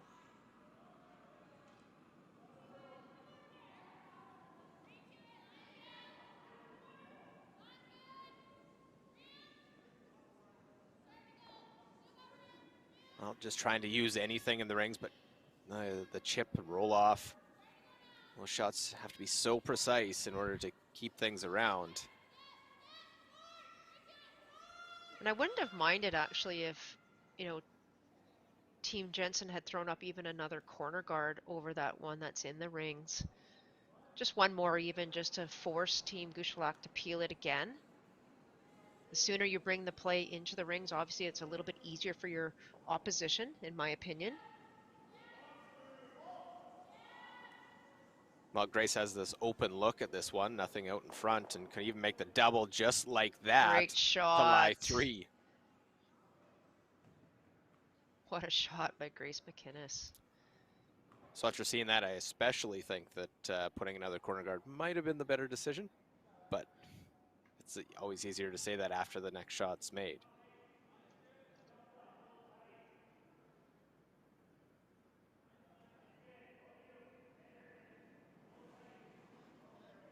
So Melissa, now that double's made, you got nothing in the rings. You're in third stones already. Do you try and make a double, try and get out of the end by playing this I and think see if you have a so. chance to get a blank? I think so. I think you need to at this point. Well, just not quite enough weight to push that second one through. You know, the last thing that Jensen wants here is, you know, Shauna does not want to get forced, so it was kind of important to make that double. They did move stuff around though, and that's important too. There is a couple rocks behind the tee line. Depending on what Grace does here, there might be an opportunity to freeze to this stone. And maybe change directions yet again. From trying to get your deuce to maybe trying to freeze and get blank to try and maybe get a deuce, but that one rolls right onto the pin. And that's what Shauna's thinking right now.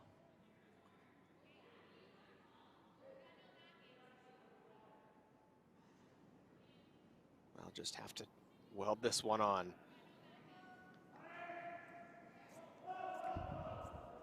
I'd almost be tempted, Luke, I think, to hit this one and roll towards the side towards that other red stone. Try and group the stones together. You still have a chance, or would have had a chance, to maybe get out of this with a blank if you hit and rolled toward the other red stone.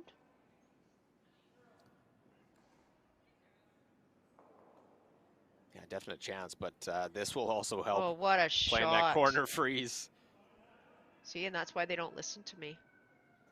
They blast them out, they still could have a chance. It still may stay in and may have a chance at 2 if Gushulak can't peel that one out. Curls up What a another fantastic half a shot by rock. Lena. It's perfect, but they did error on that side, that if they're going to corner freeze it, it stayed on that side. It could kick over to that other red. I agree. It'll be interesting to see where Diane hits this. I think you have to hit it pretty thin. Yeah, they'll try and go through the hole of those two red stones. I think so. I think the fatter you hit it, the flatter it'll roll across towards that other red stone. She'll need to throw some weight at this.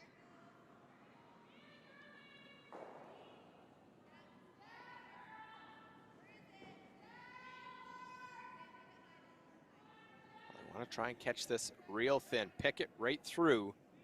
Make sure you're on it. Pick it through. Nice Very shot. nice. Made Terrific that look very easy. shot. She sure did.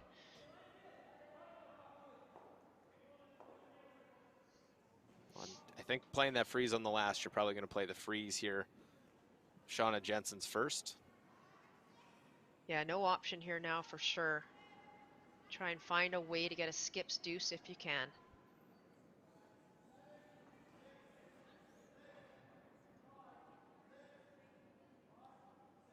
Well, Team Gushulak has put a good end together so far, playing in that a little bit more defensive, playing a few more hits, went up, was able to peel the corner guard, bring play into the rings.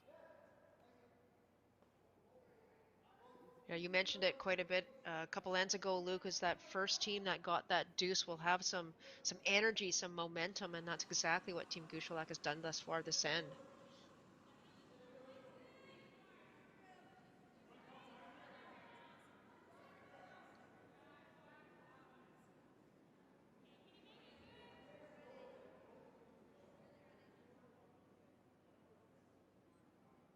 They're just trying to freeze to it, but a little bit more weight, and it's going to slide right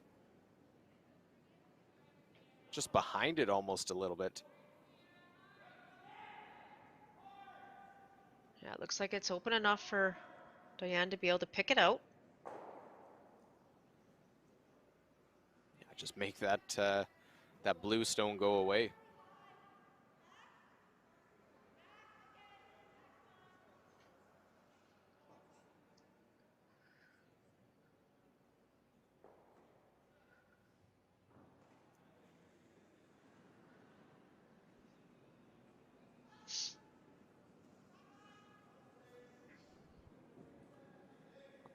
Gushulak elected to bring stones into the rings early. Didn't put any guards up.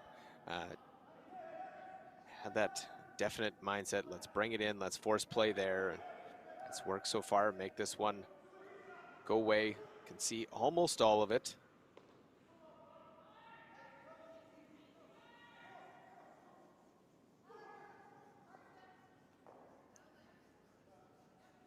Got to make sure they get by and not touch their red. We'll pick it clean. Great shot. Great end by Team Gushulak. Really good team end, as you mentioned. Yeah, probably even with a 4-2 lead in the game, probably their best end that they put together of the first 6 now.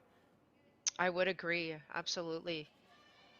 They got a lot of confidence, right? You can just see a little bit of extra step in their or energy in their step simply by that steal of 2, and then played a terrific end, the best one we've seen. So now this is an opportunity here. Shauna needs to make this draw against 3. Needs a bite of the 4, I believe. Nice thing, she just threw a draw similar path on her first. A little heavier than she wanted.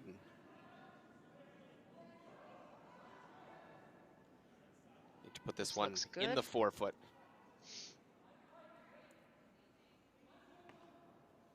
Just a light clean Nicely using done. the backing. Little tap, and good for the single point. They do get forced to one. They cut the lead in half. But Team Gushulak has the hammer, a 1-point lead with 4 ends remaining.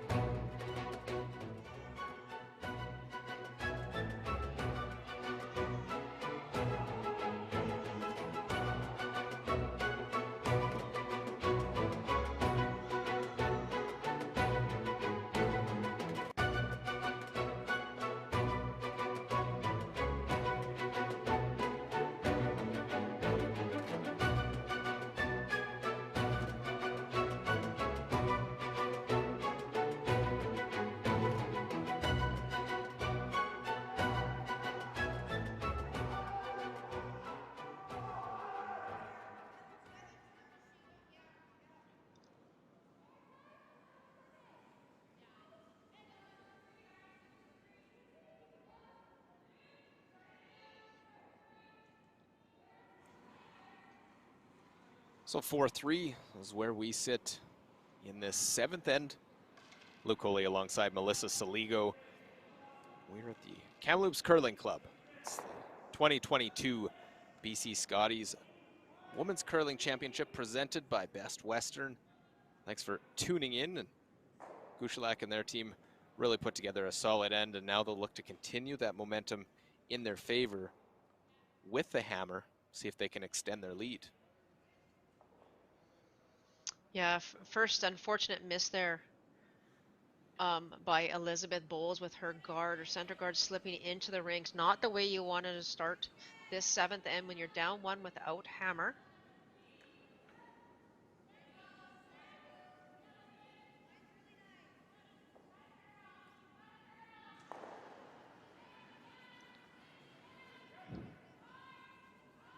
And Melissa's the team coming in, you know you have the hammer, you know the center line's guard's coming, and that one slides in.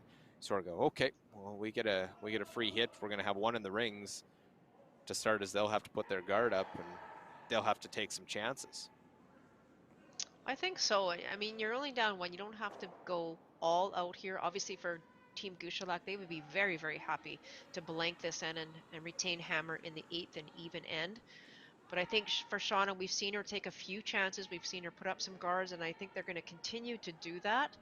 But they're not going to take any huge risks. I don't think that they want to give up a multiple point end here. So we'll see how Diane defends against this, but great shot there by Elizabeth. Nice bounce back. Still have a few ends to go. You don't need to go all out just yet.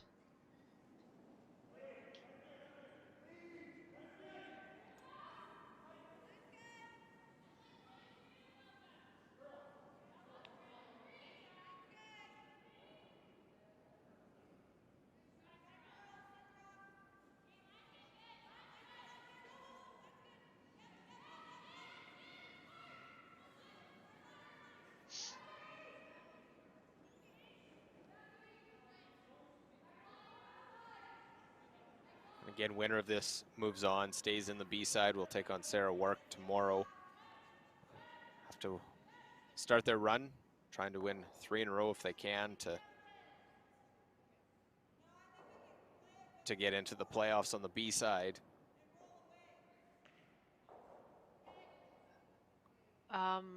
Luke? Yeah, I'm Did trying to figure out. Okay. I wasn't sure exactly. I was sort of hoping you saw it. I sort of, they hit on their own and rolled in. I saw it. Was she maybe drawing to that side and just heavy? Was heavy. I don't know.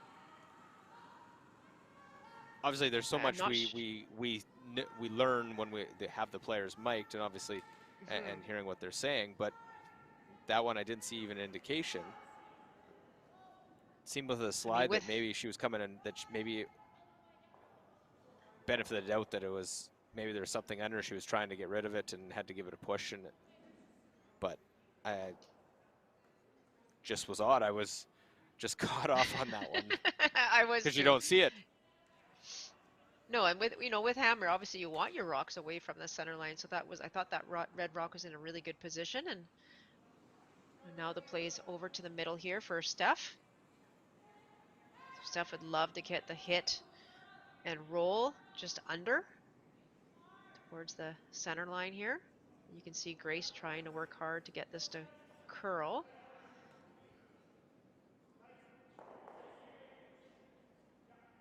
Whoops. Well, that red looks like it just hangs around, but they're trying to move things around and leaves that blue stone in a good position behind cover. So how quickly an end can really swing Definitely. on that one. Now all of a sudden, Katera Park, and they can have two in behind that center line guard. Yeah, not a great shot there by Stephanie for sure. And as you say now, with the momentum swinging over to the Jensen side here, opportunity for Katera to put a second one in. We saw this 2 ends ago where in this particular spot, it seemed to take a little bit longer to curl. There's a nice shot. Yeah, looks like might see just all of it. That's a good look there, but it's not an easy one to try and make that double.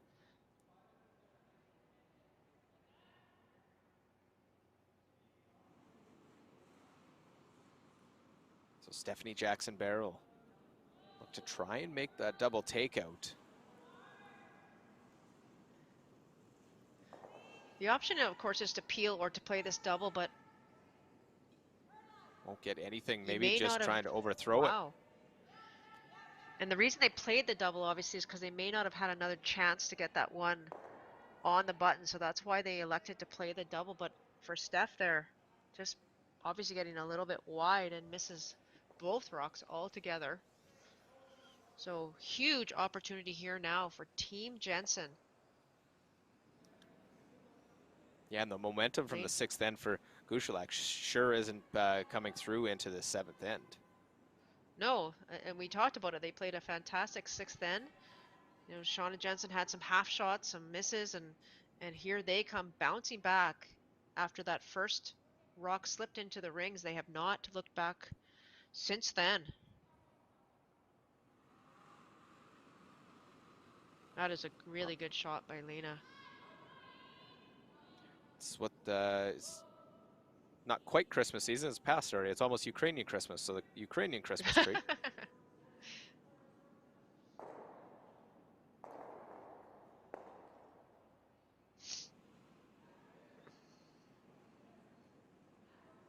But Grace McInnes, who's this game come up with some key shots, really have swung a couple ends. Otherwise, Jensen could be in the lead and by a good number.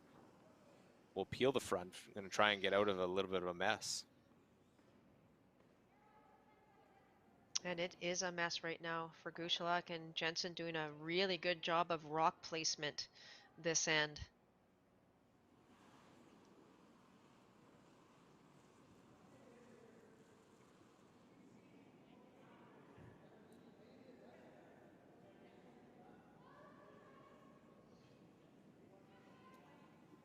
Lena Polad, the third for this Jensen team. Put the guard out in front.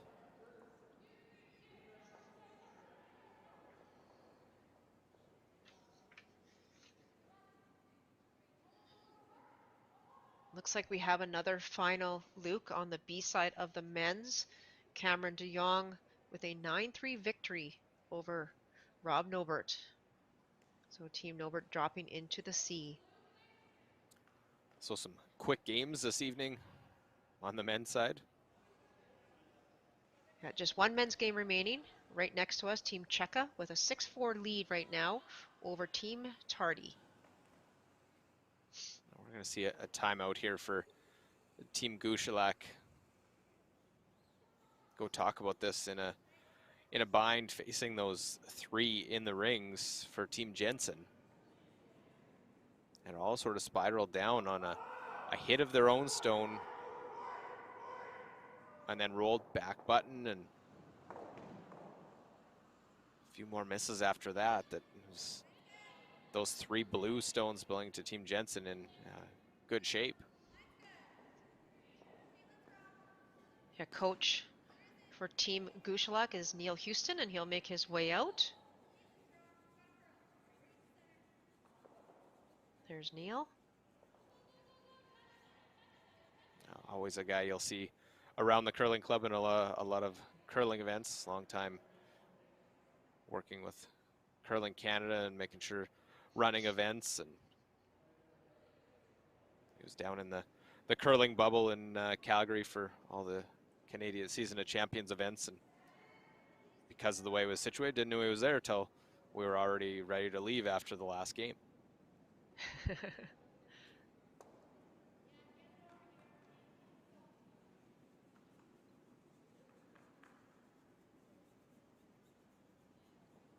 So the obvious discussion here right now is, that guard is quite far out. Do you peel the guard? You're on your third, second stone. It looks like you can see maybe half to 3/4 of that one that's sitting in the top 12. Do you try and take a run at it? There's a good look at it. You can almost see 3/4. Take a run at it, maybe get 2 blue ones going. Roll your shooter away from the center. I mean, obviously that one in the button right now, unless you play the out turn freeze to it, it's going nowhere. And I think that's actually the decision here of what they're going to play. This is kind of an all or nothing here. I was just about to ask you if you thought about if it was go in on playing this out turn freeze, and I was kind of thinking playing that hit on the other one, because at least if you get one, then you have a couple of different ways to get at that one on the button based on what Jensen does. That's what I was thinking as well. Like if you do play that double exactly, Luke, you open up both sides. Right now, you have one chance and one chance only to make this shot. So we've seen Grace McInnes throw a couple of great clutch draws thus far this game. So we'll see if she can do it again.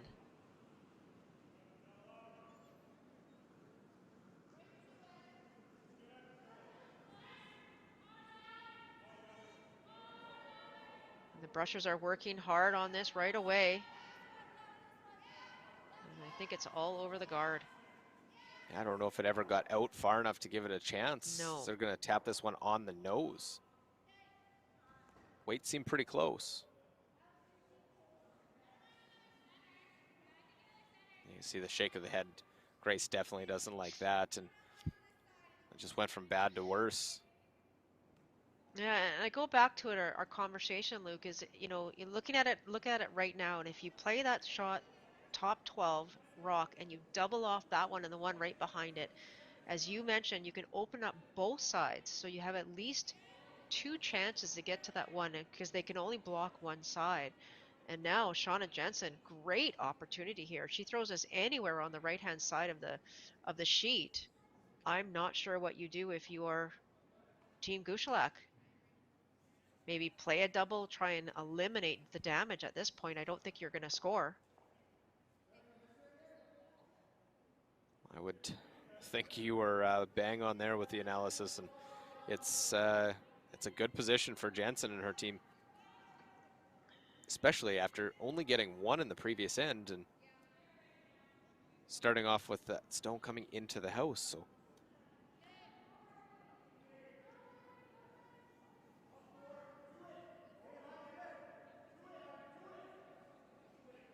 just don't want to set up a double and give an out. Oh, did they give them the out? Might have got away a little with the spin and getting it behind that stone. That's a real tough tap, though. But there is an opening. If that one's on the other side of the 4-foot. I don't want to harp on on it, but I do want to harp on it. That is a shot. You have to have that conversation. This is where we want it. What's a good tolerance? Where can this also be? Anywhere, Luke, anywhere above the tee line, above the house, on that side of the sheet, really does not give Team Gushulak the opportunity to score. By coming into the rings now, you've given Diane the opportunity to throw this shot again that Grace tried on her previous one. and perhaps an out. We'll see. Yeah, even if it was a short as a guard, it's better than going Exactly. deep.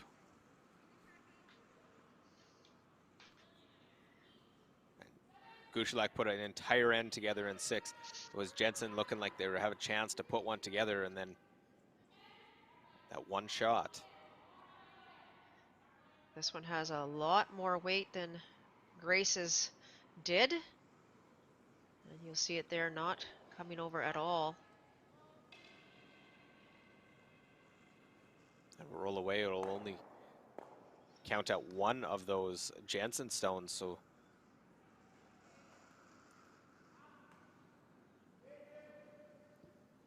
Jensen gets away with the mistake. Have another shot at this.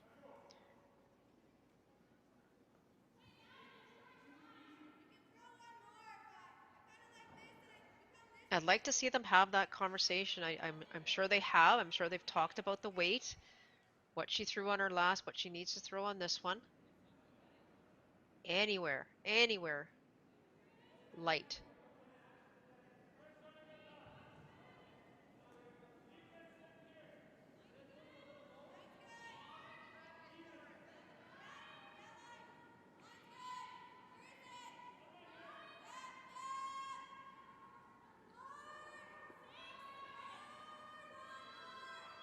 Well, and I think they can sense the pressure on. You get a little further, count out that one, but that's better than, like you said, Great Melissa, shot.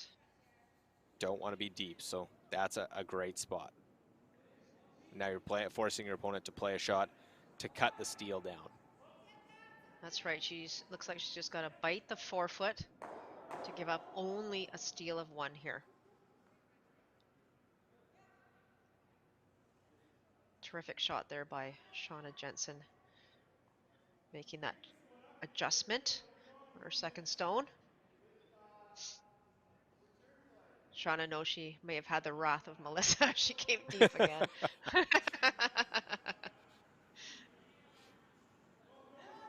Someone's signaling from inside, listening to the broadcast. Melissa's on you Don't again. do it, Shauna. That's right.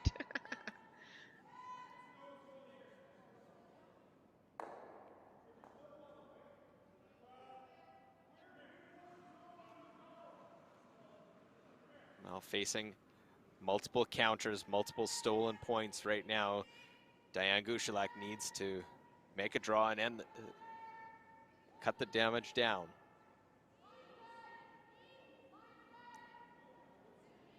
You can hear Grace saying, line's good. This is all for about the sweepers here. Get it to the tee line.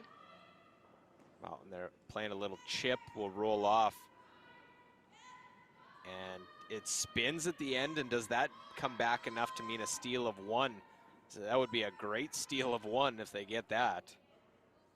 I think it is only one. I'm not sure. We're a little bit behind. I think the cameras are a little bit behind the tee line. So I it think I could be saw a a little call for the skewed. measure.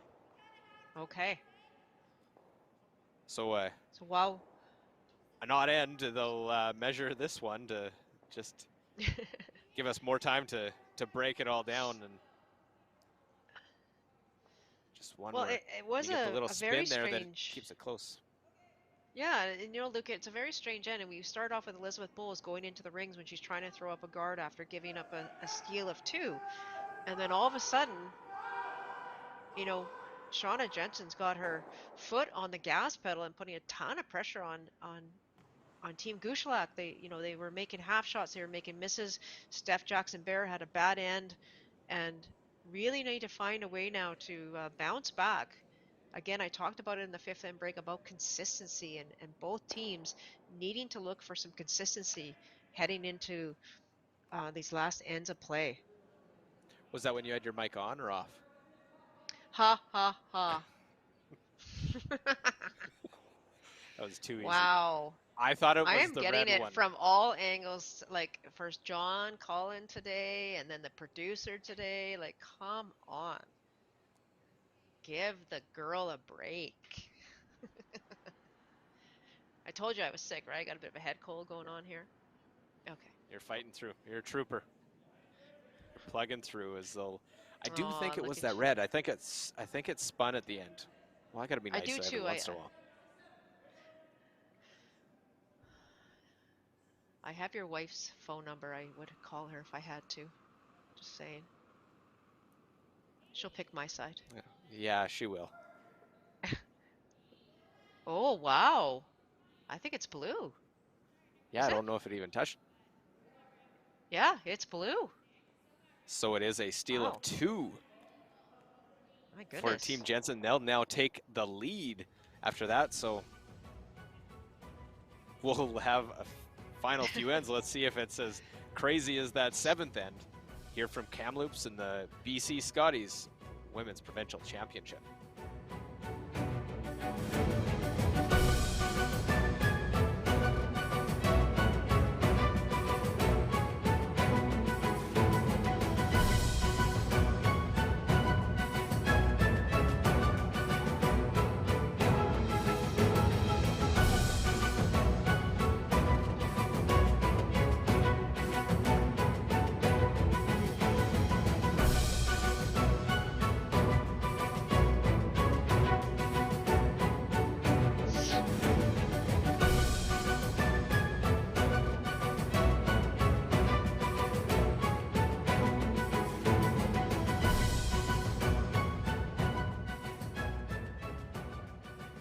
So end number 8 of our feature game, Shauna Jensen taking on Diane Gushulak, Lucoli alongside Melissa Saligo.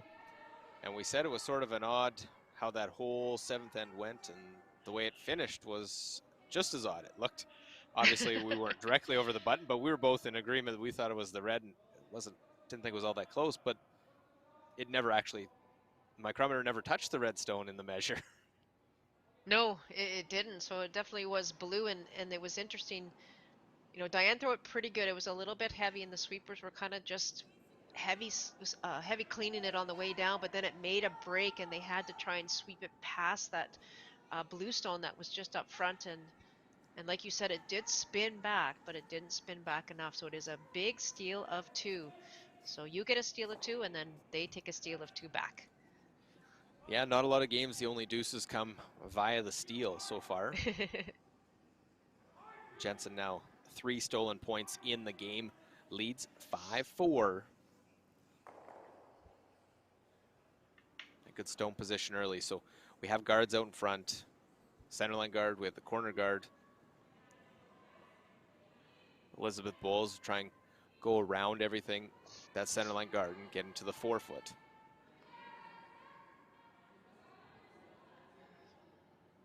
Just want to mention too that Liz Bowles will be playing if the Canada West Championships go. Liz Bowles will be on the team representing the University of Victoria at the Canada West Championships in early February. So I'm sure she, like many others, hope that event is able to continue. Yeah, and that curling in the CIS across the country has really grown, and seeing a lot of great curlers coming out of there and into the provincial and the national level. Obviously, one of the bigger ones, probably Brendan Botcher of late, winning the Brier, the Canadian champion. Give a shout out to University of Alberta in Edmonton, but there's a lot all across the country. This isn't a competition, Luke, between you and I. It's Just not. You have a lot saying. more rings than I do.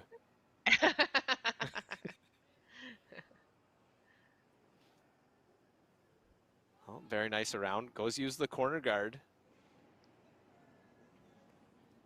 And there's a good look at it. Kim obviously wanted to be a little higher in the rings, but the important thing there is that it's stuck in the back. It's fully buried.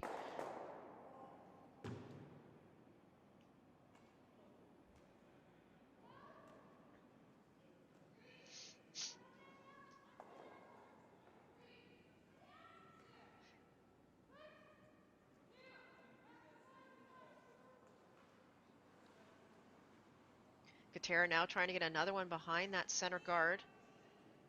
Team Jensen not lifting their foot off that pedal. They want to keep putting pressure on their opposition here. Yeah, and they've gotten the mistakes when they put the pressure on. They didn't really put a lot of pressure on in that 6th end, and that's when Gushulak had the success. So obviously when they're able to play that, they use the center guards, get the half shots, and then generate some offense that way.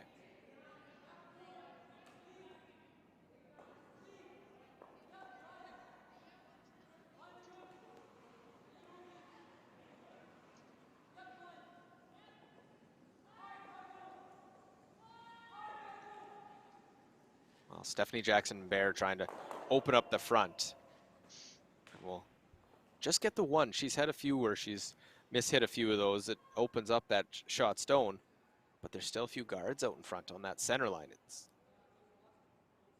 not cleared up the result that they were hoping for.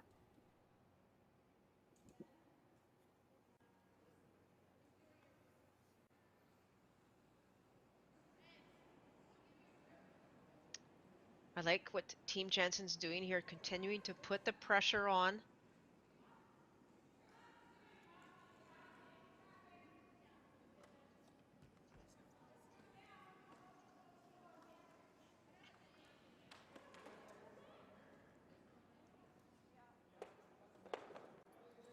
Well, just a little heavy, so they end up just playing for the tap.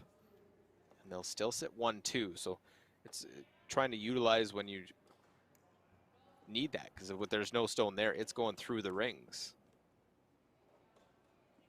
And that's another sort of example, again, that the tolerance on that one is to be on the lighter side. If you throw that even just outside the house, anywhere over, actually, Team Gushulak has to work really, really hard to try and limit the damage so far being done in this end to them. Right, they've got a great shot sitting over on the red, but it would have taken one or two, like a run back double, to get rid of that stone. So now by bringing that too far in, this is exactly what's happened. They're sitting, I think, first and third, and it looks like Shauna is going all in here, Luke.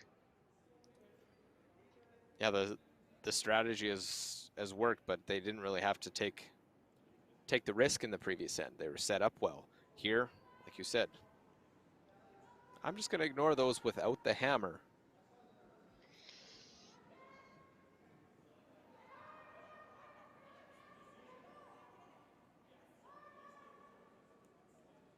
Well, they've seen this path a number of times, so trying to get this one in, just out counting that red stone if they can. It's going to come up a bit light, I think. Yeah, it outcounts one of them, but it's you see it sort of hits the house. They definitely come down and wait, because that one looked like it was going to slide, and it stopped top 12 foot into the 8, just sliding into the 8.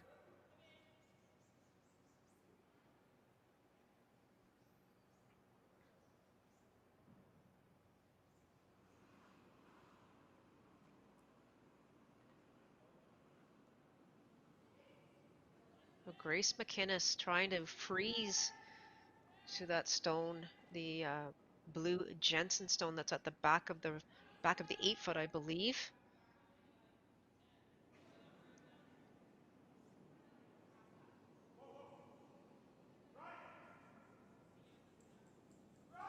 Yeah, even if they move it a little bit, but just taps it ever so slightly. They'll lie 1-2.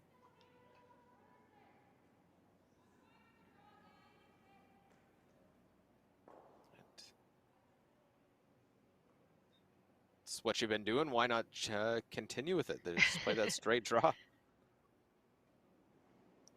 Seen the path about 6 times so far.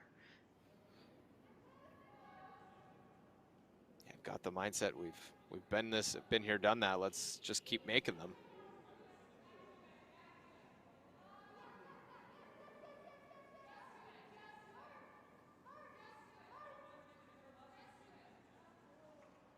I think they were playing a plan B. Little extra weight. They were trying to, I think, maybe hold it out there. Luke can play the tick off that redstone that's on the edge of the 8. So big mistake there for Lena. That was an opportunity to try and take this end away from Team Gushulak. So Grace McInnes now the same shot. Yeah, they can really sort of take over the end. You make a couple shots right now with that one being deep.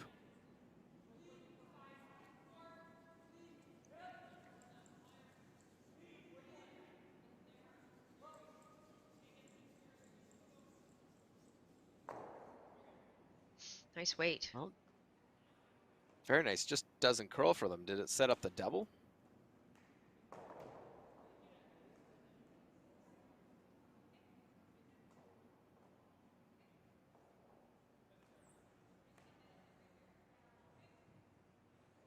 So they are sizing up that double, try and make this and punch that one through.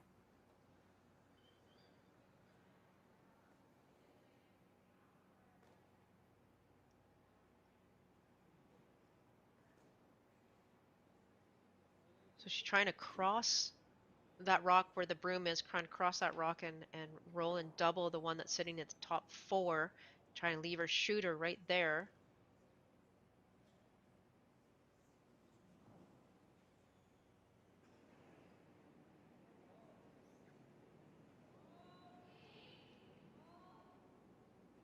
Problem with playing this across the face is you have to ensure that you get to the inside of that rock, and that's not always the easiest thing to do. Oh, and they'll touch that Wow. back one, almost make the double a very hard double. Lucky they do not disturb their blue ones. Yeah, I would have Sort of been the tempted saving to. right now. Yeah, I would have been tempted to put the broom right in the middle of those two stones and play it one way or the other that way. Rather, it's really hard to cross a stone to make the double that way. Put it between the two that they were looking to hit.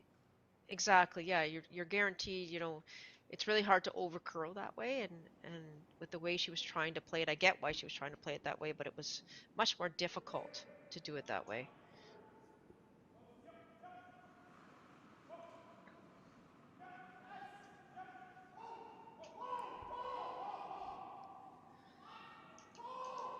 So if that double missed, leaves 1-2 right now still for Gushulak. Gonna look to draw a third one in.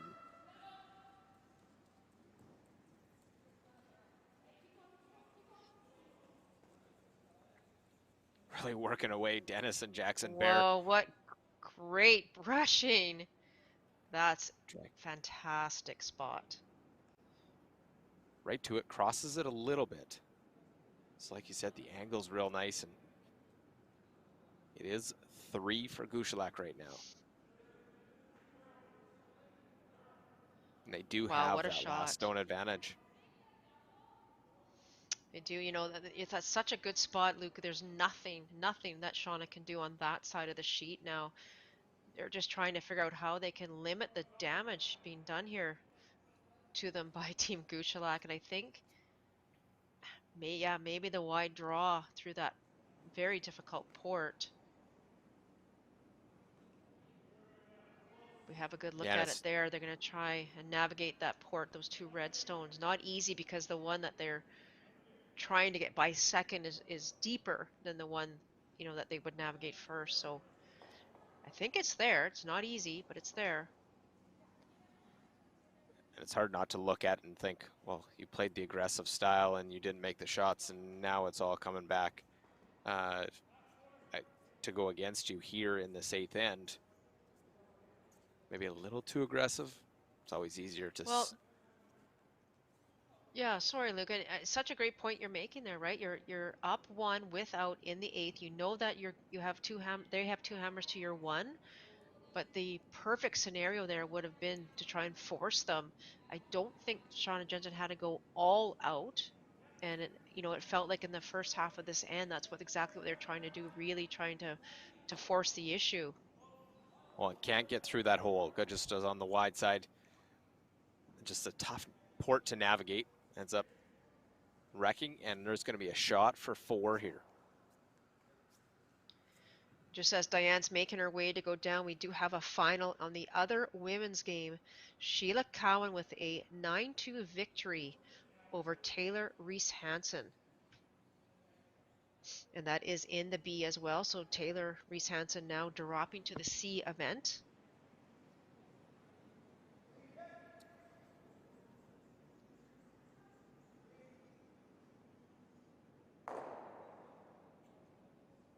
Well, and the loser of this game will do the same, and Diane Gushulak doesn't want to go there. Chance to score a 4-ender here in 8.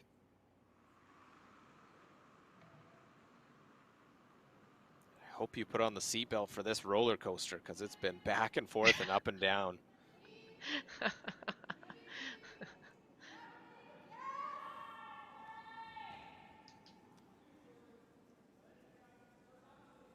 And again, another big sweep. Do they have enough to get it in? But No. I don't know if they gave enough to get out there and didn't throw enough weight. So Wow.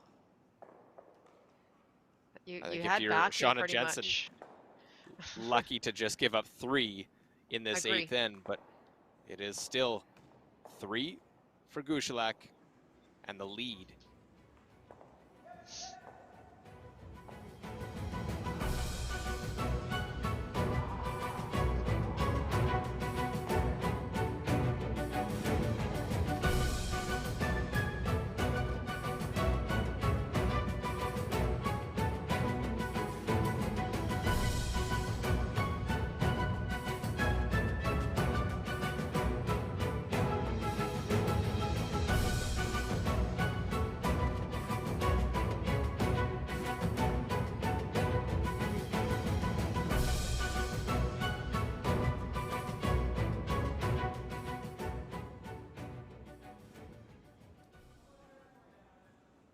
Well, back inside the Kamloops Curling Club, Luke Coley alongside Melissa Saligo, and a wild and crazy game gets even more high scoring. 7-5 now as we play the 9th end. Shauna Jensen with the hammer, and you don't normally say it, but happy to give up 3. Well, happy to give up 3 because it wasn't the shot that was made to score 4. You know that that's one that Diana's going to want back for sure. You know, she made a perfect one on her first, and she really could have thrown a little bit of extra weight, you know, anywhere from T line to back line, really, because she had 2 rocks she could have come to bounce, and it would have taken a lot of extra weight to get those out. So I think there was some room to play there, and I think she was just being careful, being a bit cautious, and unfortunately wasn't able to get that 4th point. So it's a 2-point game, and Jensen now, all right, let's try and get our deuce. We got 2 ends to play.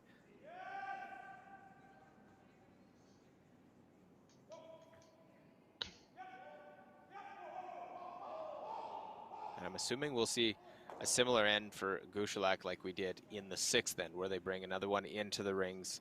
They try and bring play there and keep things as clean as possible. Yeah, I would fully agree with that synopsis and that strategy for Team Gushulak. Kim trying to throw the exact same rock as her first here to get to the face of it. Shauna Jensen not wasting any time throwing up a second corner guard on the same side, double stack the guards.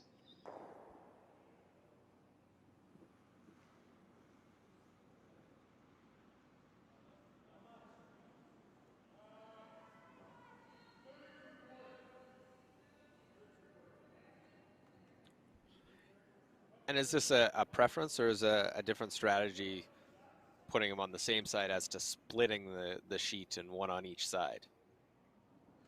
I've seen teams do it both ways. I've seen a little bit more success with the double guard because if those are farther apart, unfortunately they're a bit close.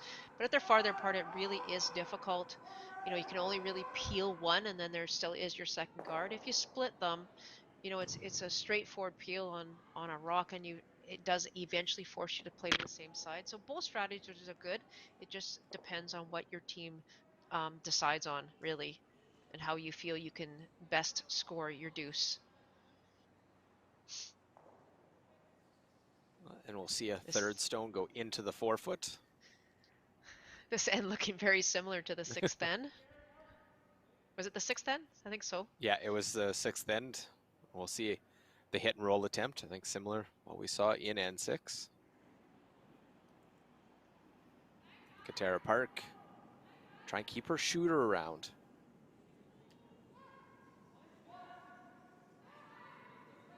And that is the key right there, Luke, is to ensure that your shooter stays in play. Very That's a nice. great shot. Sits right in front. You just go peel the corner guards now. I was just going to say, if I was Diane Gushulak, I'm walking up there and peeling those corners.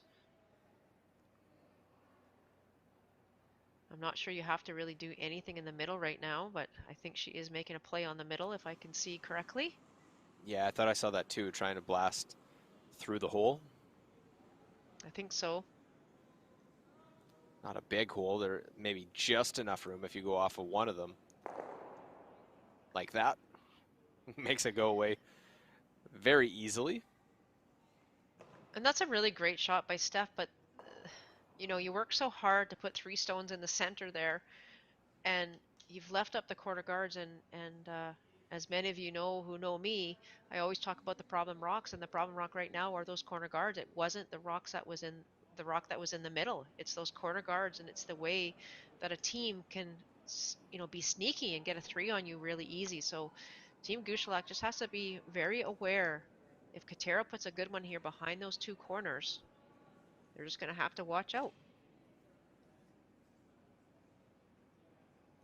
Yeah, make a good one and you're in a real good position to try and get 2 because your opponent just removed those stones in the center for you. But this one's not going to be a good one. It won't be in play. It'll go Whoops. through. Now you can peel the corners. I don't think she's going to. I'm not sure why. Worried just the angle that they're at. It's tough to get rid of both of them. You might push one in as we see the time clocks. And there's still another 5:40. full end to go. I'm not sure. Those rocks are close together, Luke, and I'm just not sure. I guess they just don't, you know, it's not in their end plan to peel them, and that's fine. Keeping the play to the middle isn't all bad, but you know, you don't really want to be light here. You want to bring the play into the rings, I would think.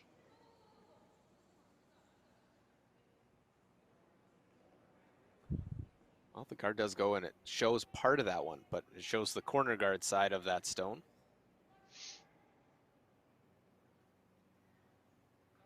The hit and roll looks pretty juicy, doesn't it? That's what I was thinking with that side left open. That But looks like we're especially just with playing 2 a tap guards. here. Absolutely.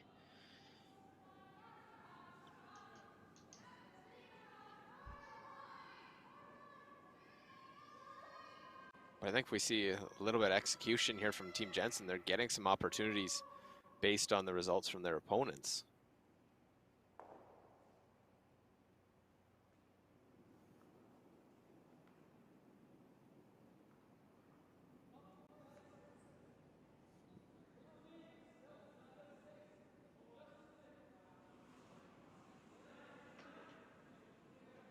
Nice shot there by Team Jensen.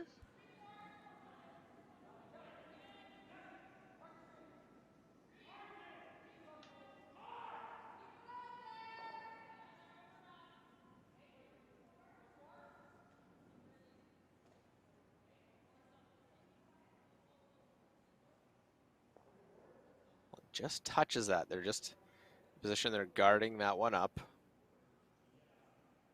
So late stages here, the 9th end. Melissa, just that one other game still out on the ice?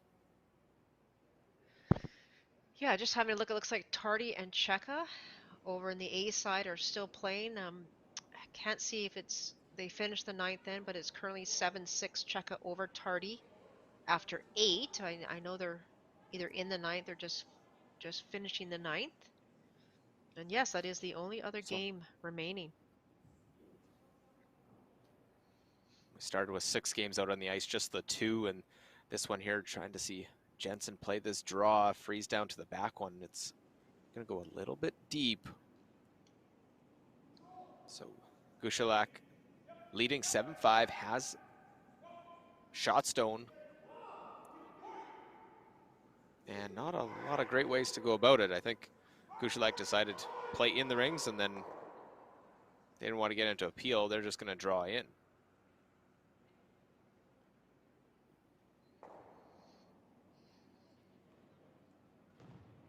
I think the end plan here for Gushulak was to try and force Shauna to have to take a single but I think you said Luke, that Gushulak is currently sitting 1, so great opportunity here for Diane to put this rock in for shot or even second shot. Like, again, trying to keep on the higher side of the tee line.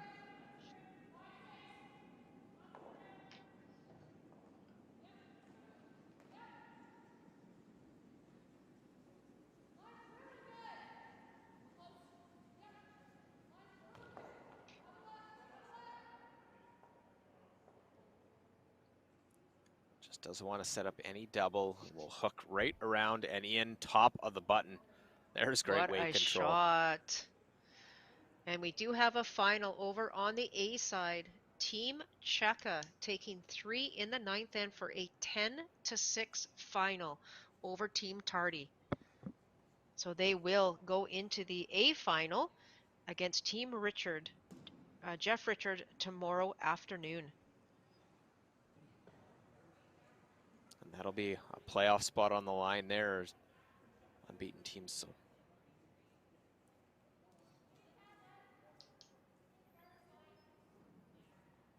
big win there. You could hear the rocks flying and the little bit of the celebration with it when that one ended just moments ago.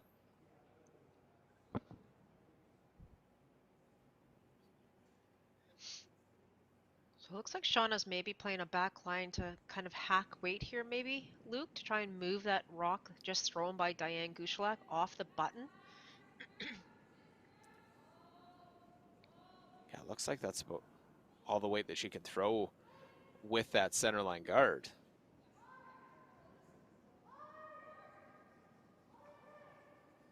Looks Trying to good. push him back. Rolls it away and has got that red one surrounded. It's a lonely red stone right now. Does Gushulak bring another one in? Does she hit and roll in? I think she throws the exact same shot she just did.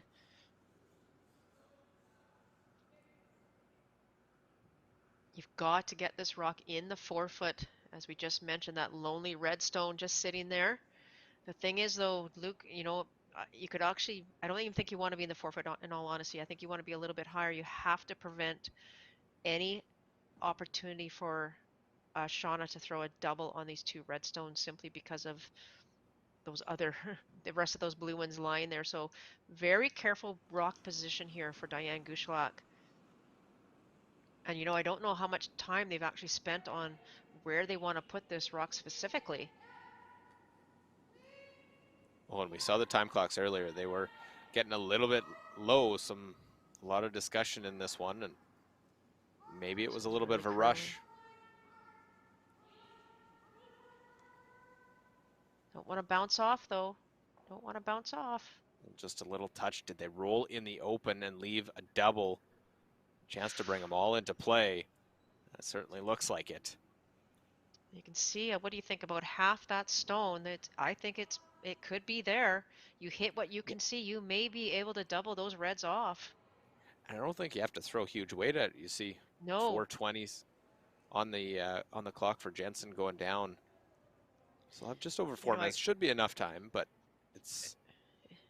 we'll should. See what the score I want to go back. Sorry, I'm going to harp on it because I do that. Is there wasn't enough conversation, I don't think, from Team Gushulak as to where they needed to put that rock. You had to be very, very precise. You even put that just 12 foot, maybe half tucked. That Shauna doesn't have this opportunity. It's better than bouncing off and leaving this. So opportunity. Absolutely.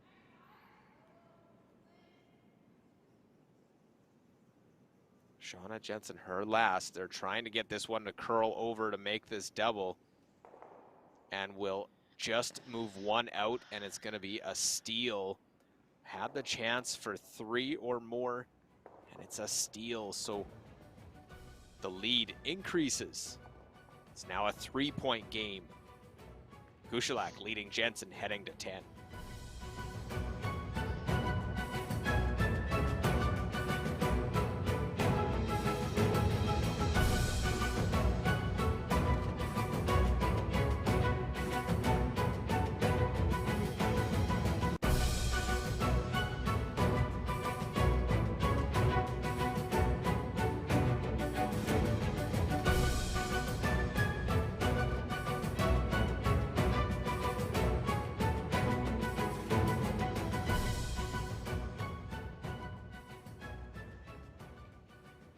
Well, the lone game left out on the ice here at the Kamloops Curling Club.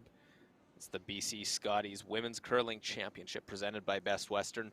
Luke Coley alongside Melissa Saligo. And it was another swing. We've seen a bunch of them. It could have went as a big end for Jensen. Instead, Gushulak steals one in that ninth end. And they are very fortunate, you know, Luke. I can't say it enough. Like you have to talk about where you want that rock to go. You can't just be willy-nilly about it and hope that it goes in the right spot.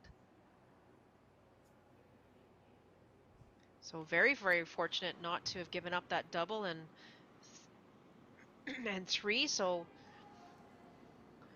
lucky to get away there with one, and now with that 3-point lead, I'm going to imagine that Gushulak will do everything they can to keep this as clean as possible.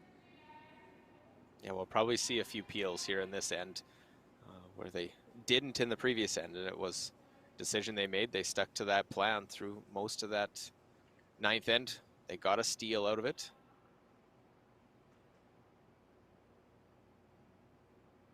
So that first stone into the rings, we'll see Kimberly Dennis bring another one in. And you know, Luke, you know, I might be very, very tempted if I was Diane Gushulak, ask Kim Dennis just to throw this one right through the rings. You know, I've said this before. We talked about it actually on our weekend broadcast as well. When you don't need any more points, you don't need to bring rocks into the rings. You only need the one. Just leave it there, and it will have to be dealt with by Team Jensen at some point. But you don't need to pile rocks into the rings at this, you know, in this late stage of the 10th end. I would have thrown it through.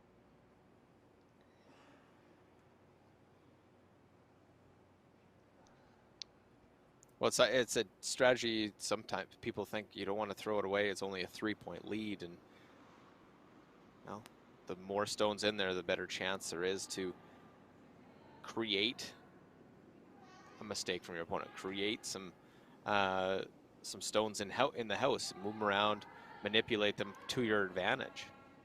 Absolutely.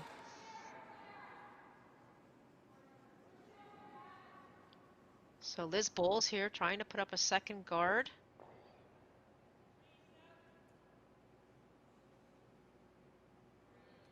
It's And actually this is not the too fifth bad. stone of the end. Yeah, sorry. They would have obviously Can't. liked that, you know, lined up, but it's actually not in a bad spot. It may be double-able, if that's a word. Well, we'll make it a word. Absolutely, we will. It is now. It's doubleable. So again, bringing another rock to the center. I don't overly agree with this. As you can probably tell. Well, and the one thing is, I tend to agree with you, Melissa, on that, based on the sixth end where they brought them in, but they also played the peels. If they don't go peel, then it goes against. That was their best end of the game when they forced, and they kept it simple. Here they're bringing That's them in. right. The angles may not set up, and it's playing into their opponent's hands because right now Jensen's happy. Okay, we got a few in there. We're gonna make some shots, but we have the opportunity. And the more rocks you put in, obviously it just makes your job a little bit harder when you do go to try and peel, assuming that you go to try and peel. So, you know, a bit of a miss there by Katera. She really, again, can't emphasize enough about trying to keep, pardon me, keep the shooter in play on those hits. But she does roll out. So now Diane, and it's anyone's guess as to where that second blue stone is going to Yeah. roll as it flies through probably towards those red rocks, and we'll see how it plays out.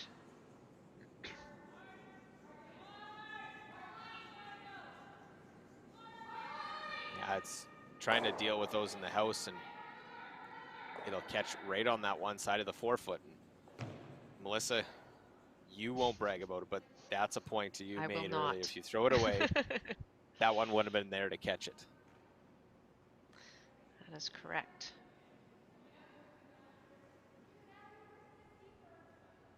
So anyone, young curlers out there, anyone coaching, that's one of the reasons why you may think about in the late stages of a game and a lead, you throw it through. Now they got one in there. Still have some stones in play you can try and use in order to try and score 3 to tie the game. And if you're only up 2, like, don't get me wrong, if you're up 2, for sure, you're coming into the rings. You know, you're still you're in a good position, obviously, up 2 without. But if you're up 3, you don't need any more points, and you want to keep it as clean as possible. I mean, Jensen has a lot of work to do here still to try and manufacture some sort of 3-point end. But they're playing I believe, the freeze on this stone that's just top 4. Great shot. Wow, they've made some nice That's a freezes in the game wonderful. when they've needed to. They really have. It's a great shot.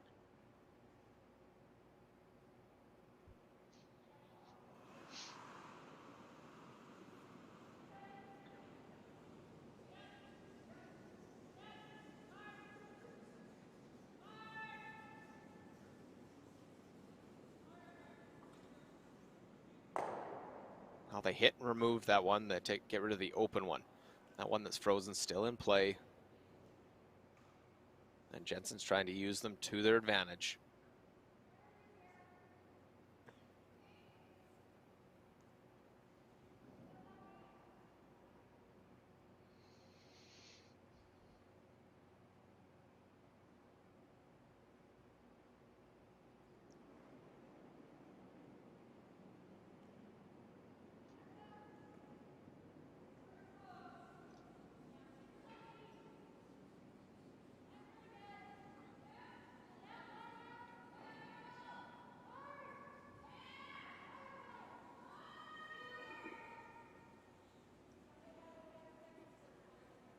While trying to wrap around, trying to find a way to keep him in.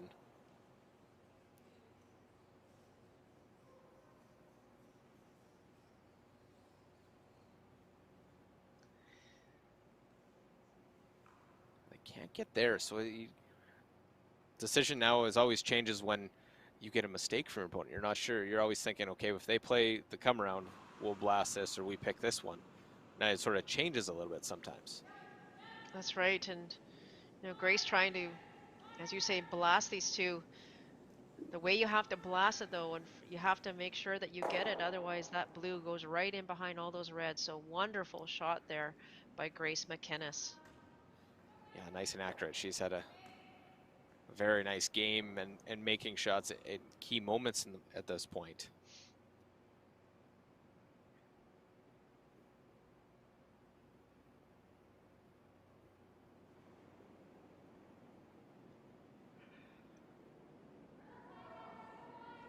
Well, they got to make everything count and move all those stones around, trying to score a 3 to tie this game up, keep their hopes of staying in the B event alive.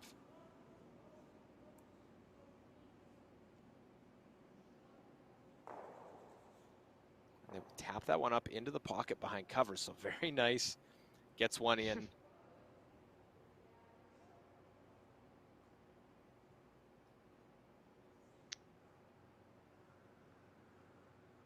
Yeah, that was a nice tap. Unfortunately, it's not shot, so this does allow Diane Gushulak to draw away from that pile.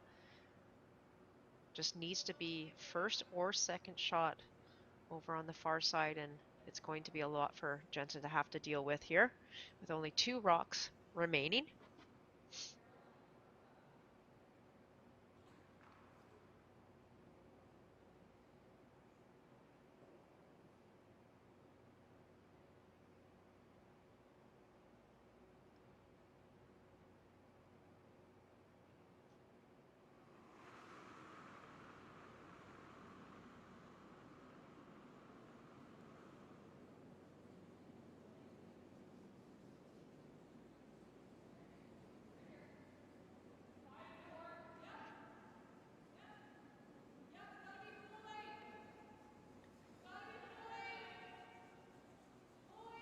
Here the brusher's working hard to try and get this to full 8. I think it might come up a bit light.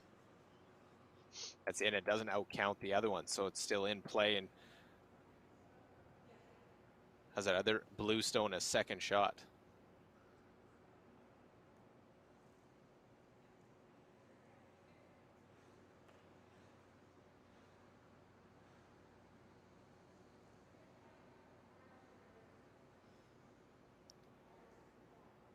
So I'm assuming Shauna's going to throw it quite hard, just hit the inside of that red stone and try and hit her blue onto the red that's shot, move that out of the way, move it through, and then try and keep her shooter in play. What she has to be very careful of is that it doesn't spin up, which I don't think it will based on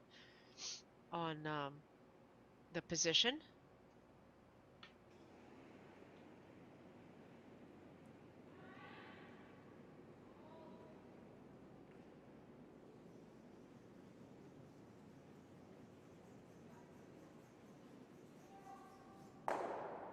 Well, they don't quite kick that one over, but they do have those two in their second and third.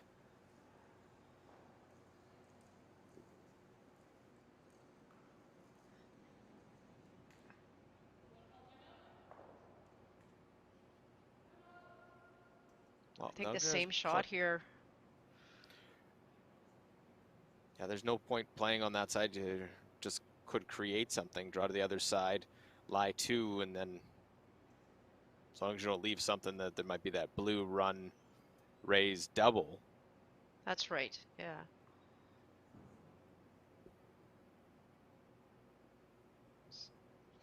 So Neil Houston just makes his way out again to chat with the team.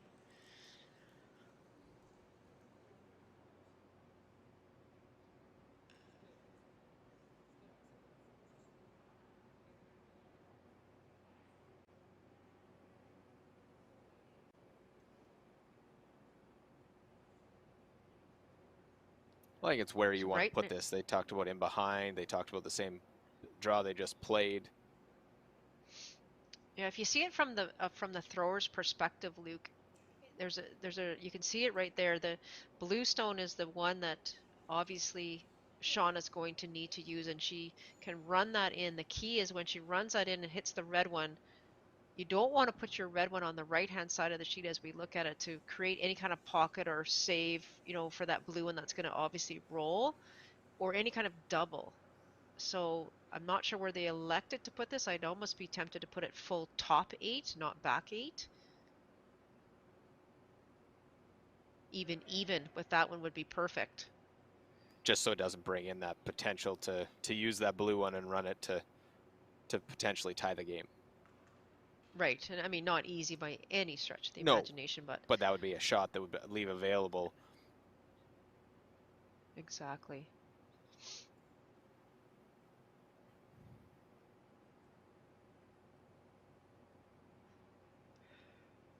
Well, they called the timeout. They talked about where they wanted to go, sticking with the same draw as her first.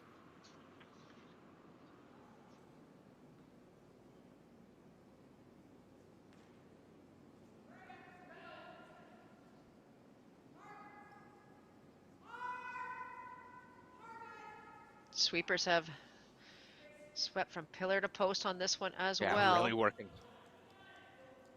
Trying to get this one Yeah. even, at least into lie 1-2, maybe as you said, Great a hair higher. shot.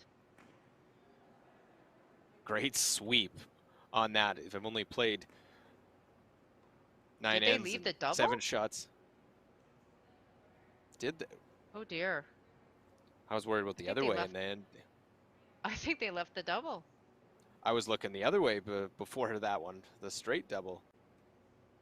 But a great sweep just to give themselves a chance to get it in there. But potential here for it to tie this one up.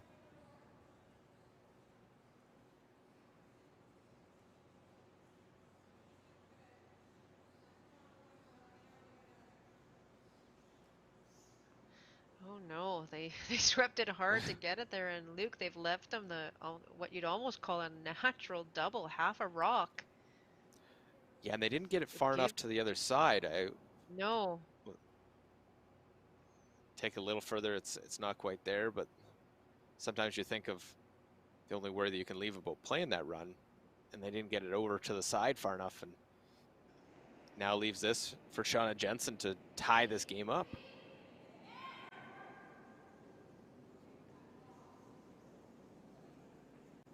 Well, this one looks like it's over curled, Yeah, I'll hit it on the way other over side curled. and peel it out. So it'll be a steal of 1. It'll go in the books, and it'll be a 4-point win. It'll go down 9-5 the final as Diane Gushulak stays in the B side. We'll take on Sarah Wark tomorrow. Well, it is Shauna Jensen dropping to the C side here at the BC Scotties.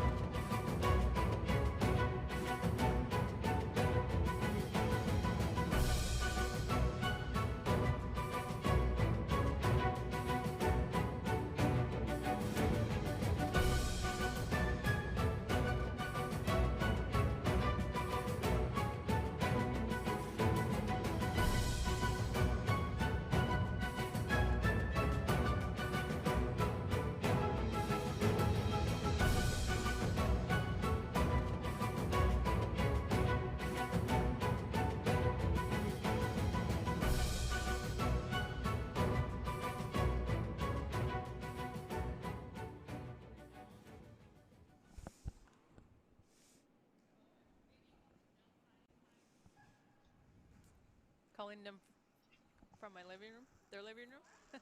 Well, Luke Coley alongside Melissa Saligo in really a back and forth game there, but Diane, a great win, and always nice to get that first win of the event, bouncing back after a tough loss earlier today. Yeah, definitely.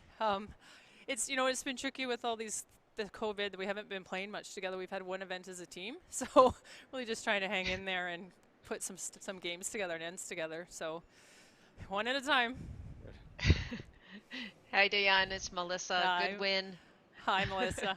Thank you. I know you guys have had a pretty crazy year. I know you played on a couple of teams, and you're playing on a couple of teams. You had a great run with your seniors team, and now you're trying to get it together with your ladies team, and there's just some inconsistency there. But how are you finding the ice? Are you feeling like it's being consistent for you? The ice is fantastic. That's definitely not the issue. It does change a little bit throughout the game, so you just got to be aware of how it's changing. It's very cold here in Kamloops, as you probably know, and I think that's affecting it a bit. But the ice is fabulous, as it always is when Mike does it and his team. So we just have to bring up our consistency is all we have to do. And now you still, Diane, you're still in the B side. You get Sarah Wark tomorrow. What do you think of that matchup? Oh, we've played Sarah many times. Only once this year, and she's got a few different players because one of her players is off on pregnancy leave, or mat leave, I guess, sorry. So this will be, again, a different lineup. So we always have fun when we play Sarah, and it's always lots of rocks in play. So should be a good one. Well, thank you very much. Good luck tomorrow, Diane. Okay, good night. Well, for myself, Luke Coley, Melissa Saligo, thanks for being a part of our show. And, of course, tomorrow, more coverage from Kamloops and the BC Men's and Women's Provincial Championship.